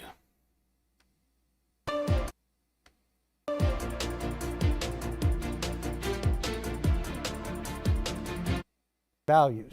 So I think Trump is on the ballot, and that's going to be a very significant consequence. Even if they're not voting for him, he's on people's minds. And I think that's going to be true tonight. It's going to be true in November. We saw what happened in Kentucky tonight with Congressman Thomas Massie. Oh my God. We're already 3 hours into the stream. That happened quick. I'm not doing a galactic content goal like I normally do, because I'm probably not going to do an 8-hour live stream tonight. Just election coverage. I was debating. It was depending on how long the election coverage was going to take. I clearly didn't do the math of it in my brain very well. I don't think I'm going to be able to do. I don't think it makes sense for me to do a second live stream after this for the other, stuff I want to talk about. So we'll just do a midweek report on Wednesday. I'll hopefully just be like on my normal schedule for the rest of the week. But with the election tonight, I think it just makes sense to do the one stream and then prepare for tomorrow. So no galactic content goal, but don't forget to follow on Twitch, subscribe on YouTube, hit that bell icon, and like the stream. Come on. Come on! While you're at it. Of course, do not forget that we are completely funded by individuals like you. And we have a lot of great ways for you to show your support. Things like bits, power-ups, subs, gifted subs, prime subs on Twitch, Cash App, and PayPal. If you prefer your money, go directly to funding the stream rather than the bottom line of Amazon. We got Throne for physical items you can donate directly to. But of course, the very best way to get most space benefits for your Earth dollar still remains Patreon, where for the low price of $3 a month, you can get access to a myriad space bennies, unseen by the rest of the goddamn Milky Way galaxy. All right, everybody, I'm going to be right back. I'm just going to play this and I'll primary sneak away. Losing out to a Trump-backed challenger. Sierra, I want to bring you in here A tragedy, I will say. Thank you, Chuck. Because Massey is just a really thoughtful, principled person. And Thoughtful and I thought principled. he was ill-treated, and he will be missed. Thanks, Congressman. Sierra, you live in Northeast Portland. I do. You vote Democrat for the most part. Let's talk about the governor, the current governor, Governor Tina Kotek. So 59% of Tri-County voters, 55% of Portland voters have a negative impression of her. That's according to the Oregonian last month, 600 voters. Why do you think that is, being plugged into what's happening in the Tri-County and in Portland? I think we see a lot of issues on the ground. We're very concerned about several things in this state. You know, of course, housing, homelessness has always been a big issue here in Portland, but right now it's the economy. And people don't see movement on the economy, and they blame the governor for that, even though a lot of that's happening at the federal level. What I would love for people to notice, though, is that Kotek is playing defense marvelously on behalf of our state, you know, dealing with ICE, dealing with a lot of things coming down from Trump. Her defensive game has been pretty sharp, but we don't see that. Offense, hasn't been a whole lot of time left for that. So I'd like to see Kotek come out in her next term, which I think she will get, and be able to run forward a lot faster. All right, I appreciate that. You know, speaking of big issues on the ballot, we're talking about Measure 120 when we initially went there. That's the gas tax increase measure. It hadn't populated yet. Control them. If we have any results on that, I would love to see them in the next couple minutes so we can run this through the team here. Here we go. First results. This is that fuel tax increase, 6 cents a gallon, plus some increases on, well, I'm not going to list it all out here because look at this. I mean, this is not even this is what happens when you take a landslide and go even further, right? Again, early results. An avalanche. An avalanche. There you go. Estimating about half the ballots right usually is what drops. Half the total ballots cast in an election is what we get at 8 o'clock on election night, give or take there. And the no's overwhelmingly have this. 82.3% currently saying, nah, we're not going to increase taxes. We're not going to do that. Which is interesting is there's a whole backstory behind this, Blair Best, about where this started had to do with transportation funding. Democrats loved it, Republicans didn't, then Democrats ended up wanting nothing to do with it. So, you know, run us through a little bit of that background. It's a whole saga, honestly. The Oregon's transportation system has a growing funding problem. They were facing over $200 million shortfall. Yeah.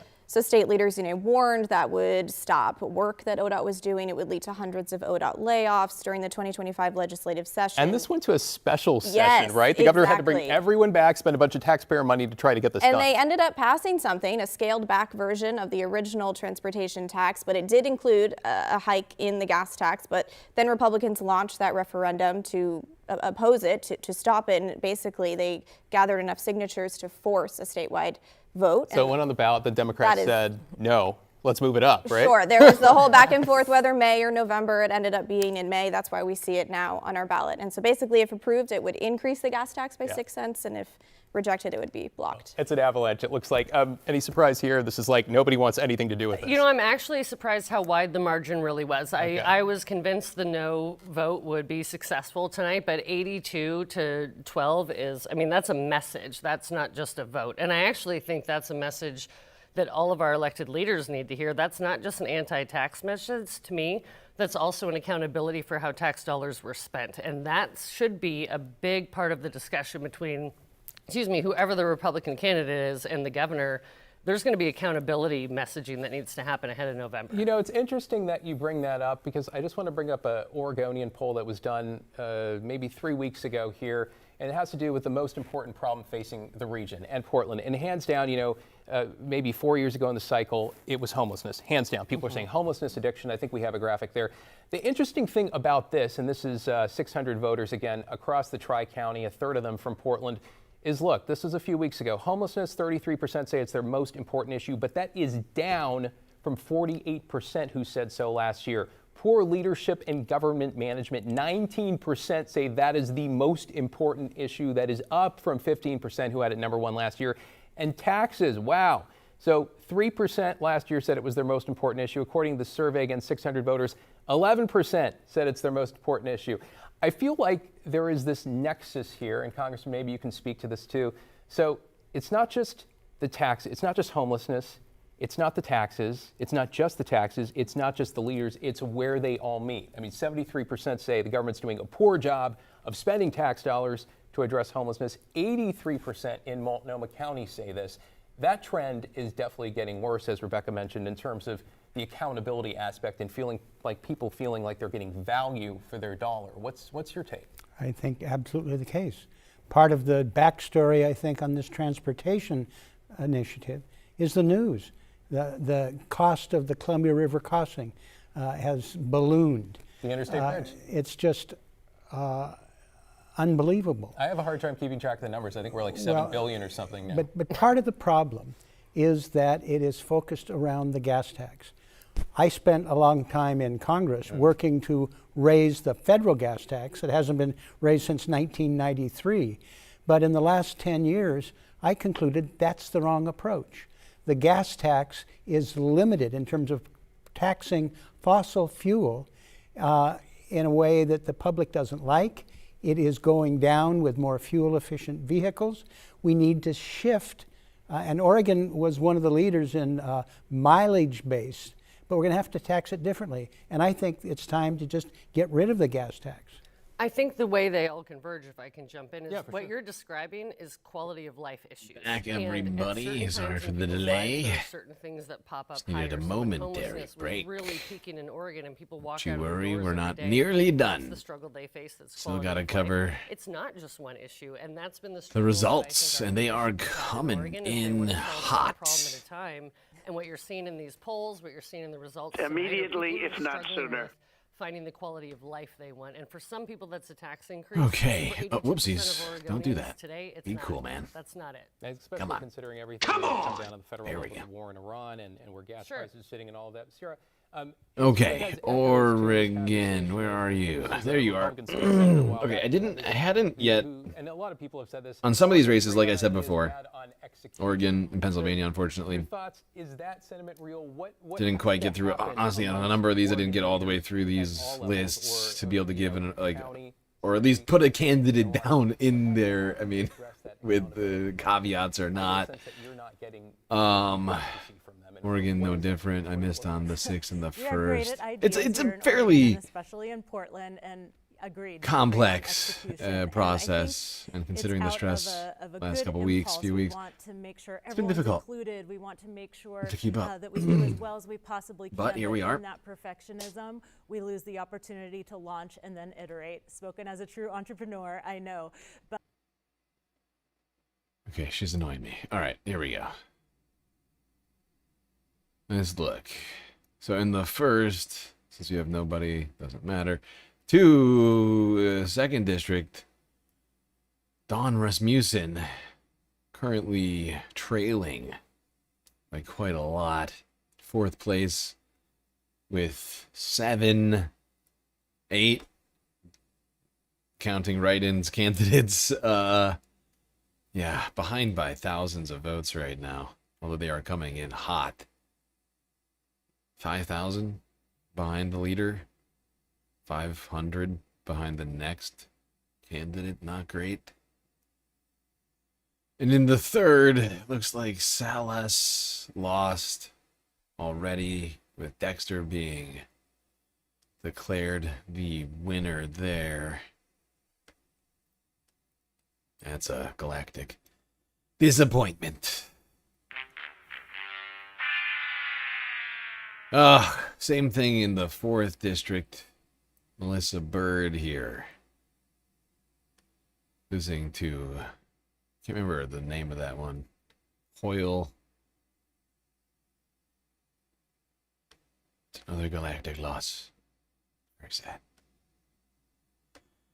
It's okay. I only have myself to blame. I never put out the galactic recommendations. I mean, they were on the Google spreadsheet, but who had access to that? Only people in the Discord. And Zev Rosenbaum. Fortunately, race already called here in the 5th district, losing to Binham. It's a sad. That's a sad state of affairs in Oregon. Yeesh. I'm gonna switch to Idaho.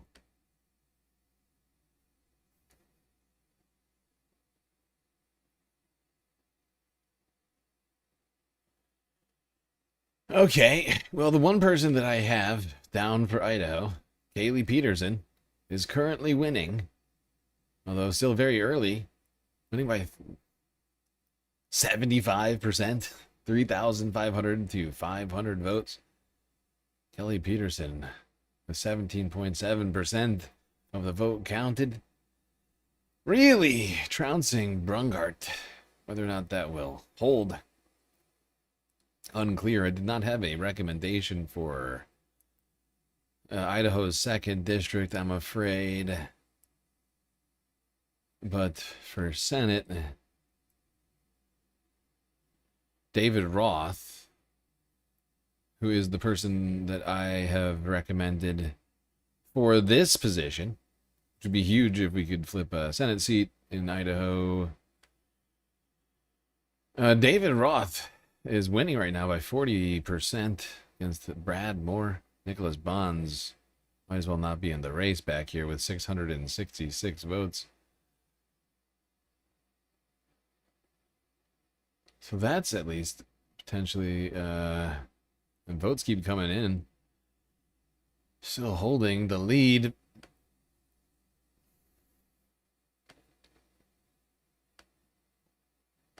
So I think voters are coming to things and saying, not this again, not right now, we can't do more of it, maybe later. And so you'll see measures around the state, I think, will fail at these. Now, both of these have gone down a little bit stronger than I thought, but I'm not surprised. It's a pragmatic vote this year on tax and economic issues. And it's been a while in Oregon since I think we have taken pragmatic votes. To Ciara's point earlier, you know, we have great ideas. We don't always execute them. We want to do the feel-good things. Tonight, people are saying feel-good for me is to hold on to my pocketbook until I can see something that really needs it or until I can afford it, frankly. It's interesting because even though on the Clackamas levy end, it may mean that they lose jail deputies. It may mean that they lose... Okay, the race is already seemingly being called for Jeff Merkley here. He's, 251,000 to 16,000 with 52% of the vote. Yeah, that's a win for Jeff. It's going to be another green box on the spreadsheet. Okay, it's been a mixed bag tonight, but not terrible.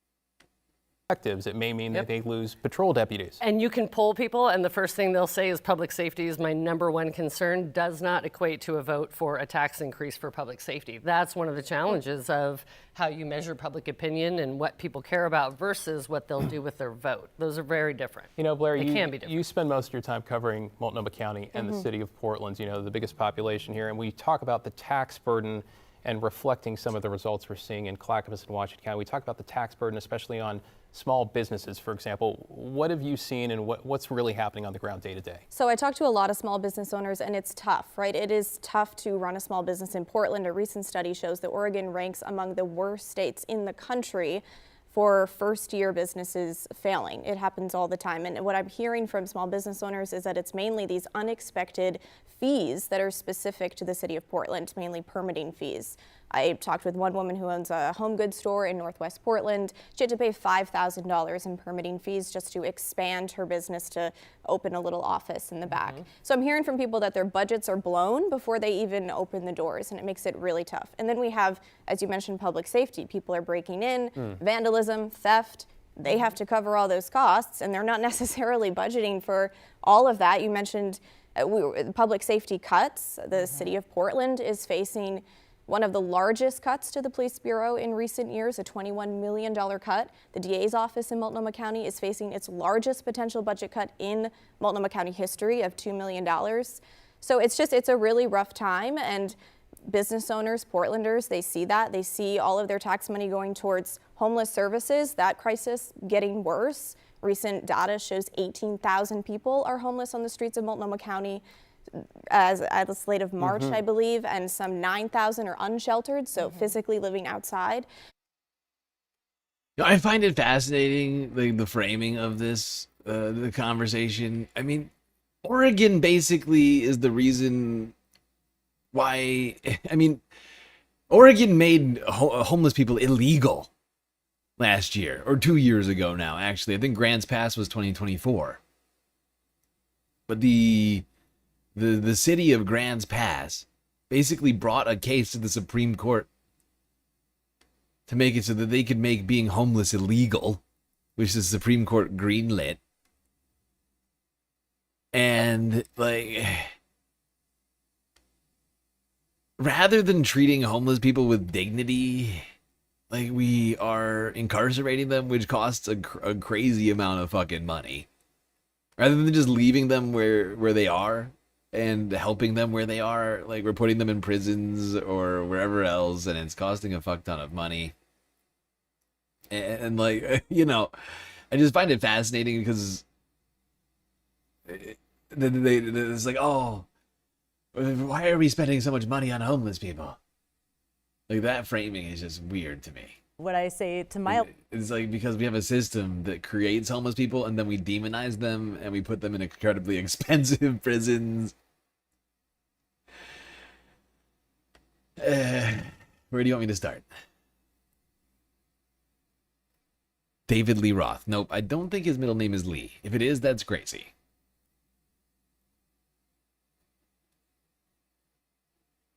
Show your wall, newsman. Give me that magic wall. You want me to see the magic wall? What magic wall? I have no idea what you're talking about.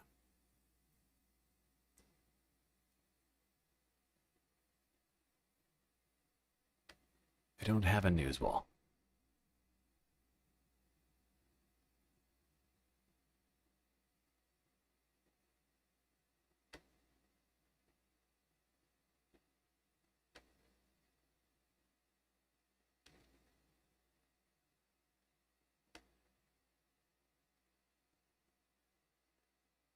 Sorry, I'm just looking through some of the results right now, trying to figure out.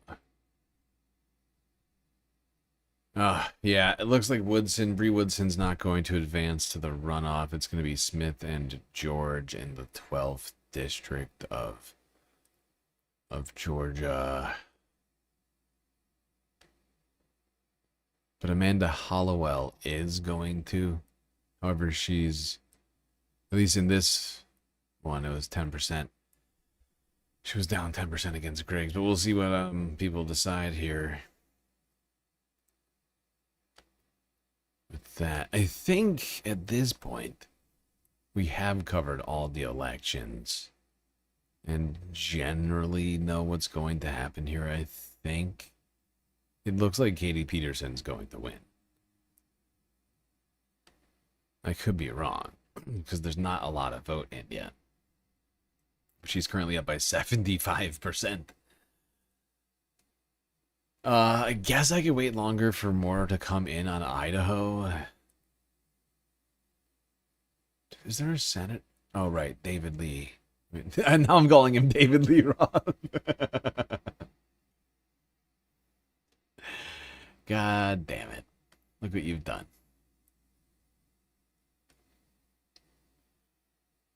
Yeah, David Roth appears to be taking it down.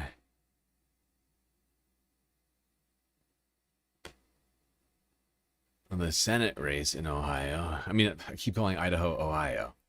Good God. Somebody help me. Help! Help! I'm being repressed! He shall forever be David Lee. Look, somebody said it, and now it's stuck in my head. Diamond Dave.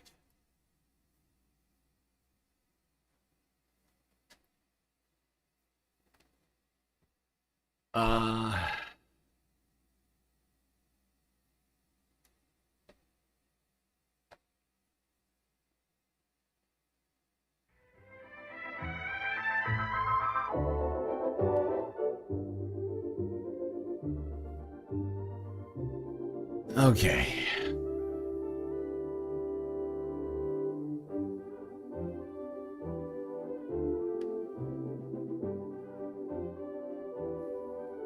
I think we covered A whole lot here tonight. 6 different elections. A lot happening from Alabama to Oregon.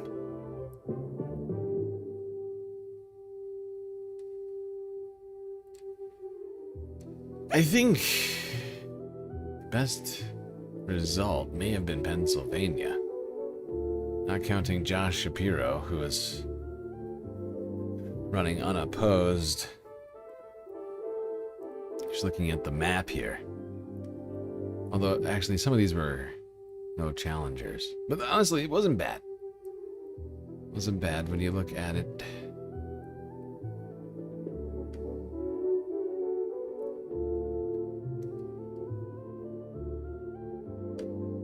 Because the fact is, if you make this one, if you make if you make Kaylee Peterson green, which I think is going to go. Let's just play this out. Kaylee Peterson goes green.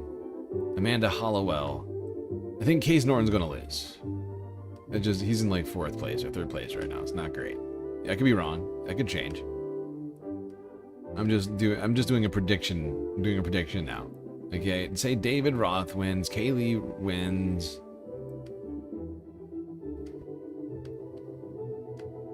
And Amanda Hollowell is going to the runoff.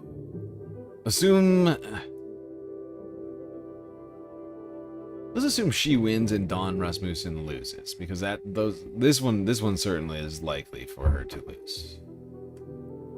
Starting in Alabama, you got 2 of 3, at least of the actual races, because you got 4 no challengers here, so we're not going to talk about those. You got 2 of 3 here, right? You've got 1, 2, 3, 4 of 6 here in Georgia, in terms of the races that I covered.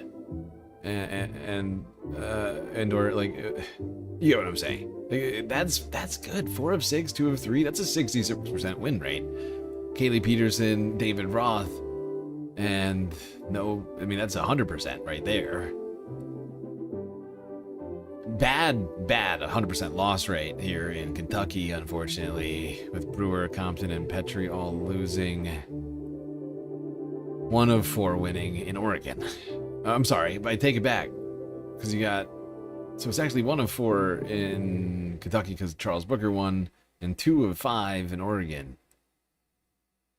And actually, Dawn was going to lose. I take it back. Dawn's not winning. Dawn's not winning. That's what am I talking about? Right? Am I wrong about this? Hold on. Let me look at this really quickly. Oregon. No, she's in 4th place. She's behind by 20% right now. Should not be green. So, I mean, it's like 50-50, which isn't terrible. It could be worse. Because it's not, remember, this is not the midterms. This is just the primaries for the midterms. The general comes in 6 months. We still got a lot of work to do between now and then. A lot more green to put up on this board. And I still have a lot to fill out here. And you can help me fill this out. Yeah, many of you, I think, already know how to. But if you haven't yet, get in the Discord. Get on the sheet. Help us out.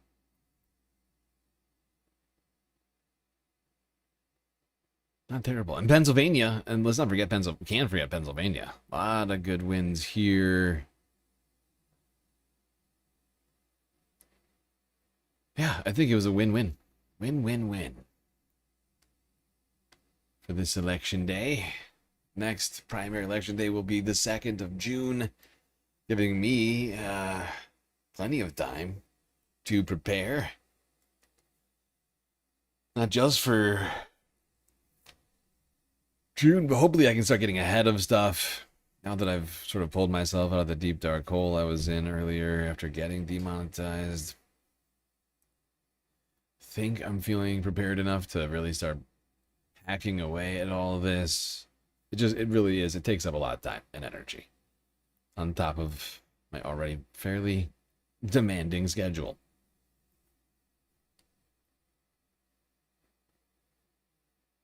You got here and I was talking all about all losses. It wasn't all losses, though. It wasn't. You got green all over the board. I think it's more than 50-50, because I wasn't looking at Pennsylvania. If you count in PA, it's a good-looking board. Very, very good. And we're also not counting the no contest ones. Technically.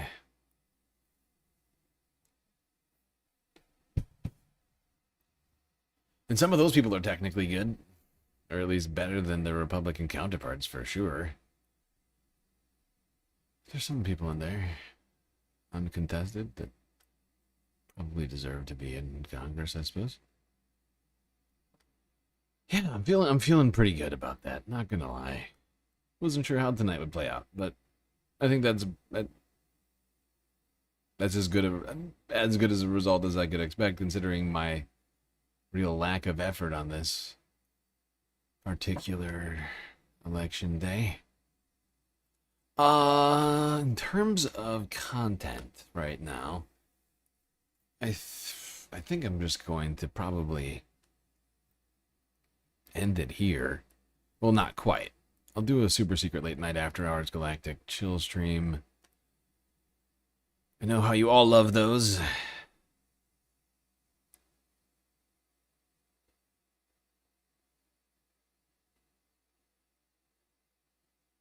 Tuesday will be the busiest primary day during this 2026 midterm election cycle as voters weigh.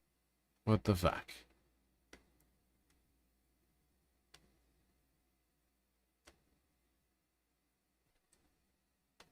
What was I saying? Jesus Christ. Oh yeah, right. Like, I have other stuff that I've been preparing. I was considering doing a second stream tonight, like I said earlier, but because it's already midnight, gone like 4 hours, I think it only makes sense for me to just call it here, hold off until tomorrow for the midweek report. I'll just try and start early, I guess. Try and go to bed early-ish tonight and start early tomorrow. And we'll do a little after stream right now.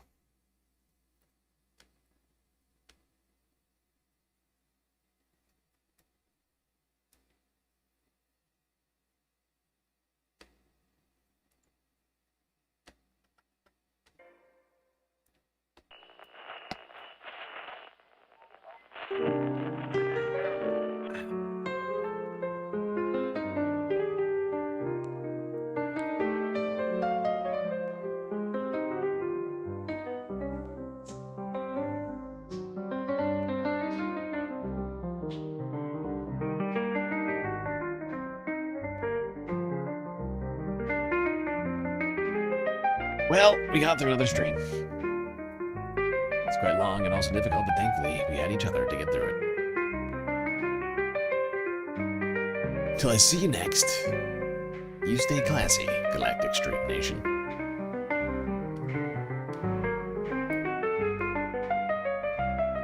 Can't forget this. These are your galactic patrons. Gabby, Goth Dogs, Aaron W, Schmegley, PB, Midi, Afroponics, Narwhal by Nature, Interplanet Janet, Godcat, Robot Cat, Disco Wolf, Callie Braiding, Sammy, Geodragon, The Anticorporatist, Obsessive Audio, Noah, Nadia, Jokey, Scout, Selena, Omega Star, Sasha G, Pitchforks Dragon, Vincent Morales, Donald James X, Evan from Portland, Lovely Pariah, Mish, Becky, D-Cypher, Icebreaker, Columbia, Rica, New York, Will in Detroit, Sisyphean Task, PC, Free Palestine, Hermit Horologist, HPX, Amanda, Lori Lunchmeat, Carl Gaslightocracy, Paige Larson, Frizzla, Benihana 99, Dark Sparkle, CJ from the 6, The Reference Frame, Glitchmaster, Social Butterfly, The Anarchist, PerfXL, Winnie and Robin, Young Chris, Ekios, Emily S, and Hakate. That's right, all of these people here have helped produce the show, which your eyes and ears just got done enjoying. You can too, for just a few US dollars a month.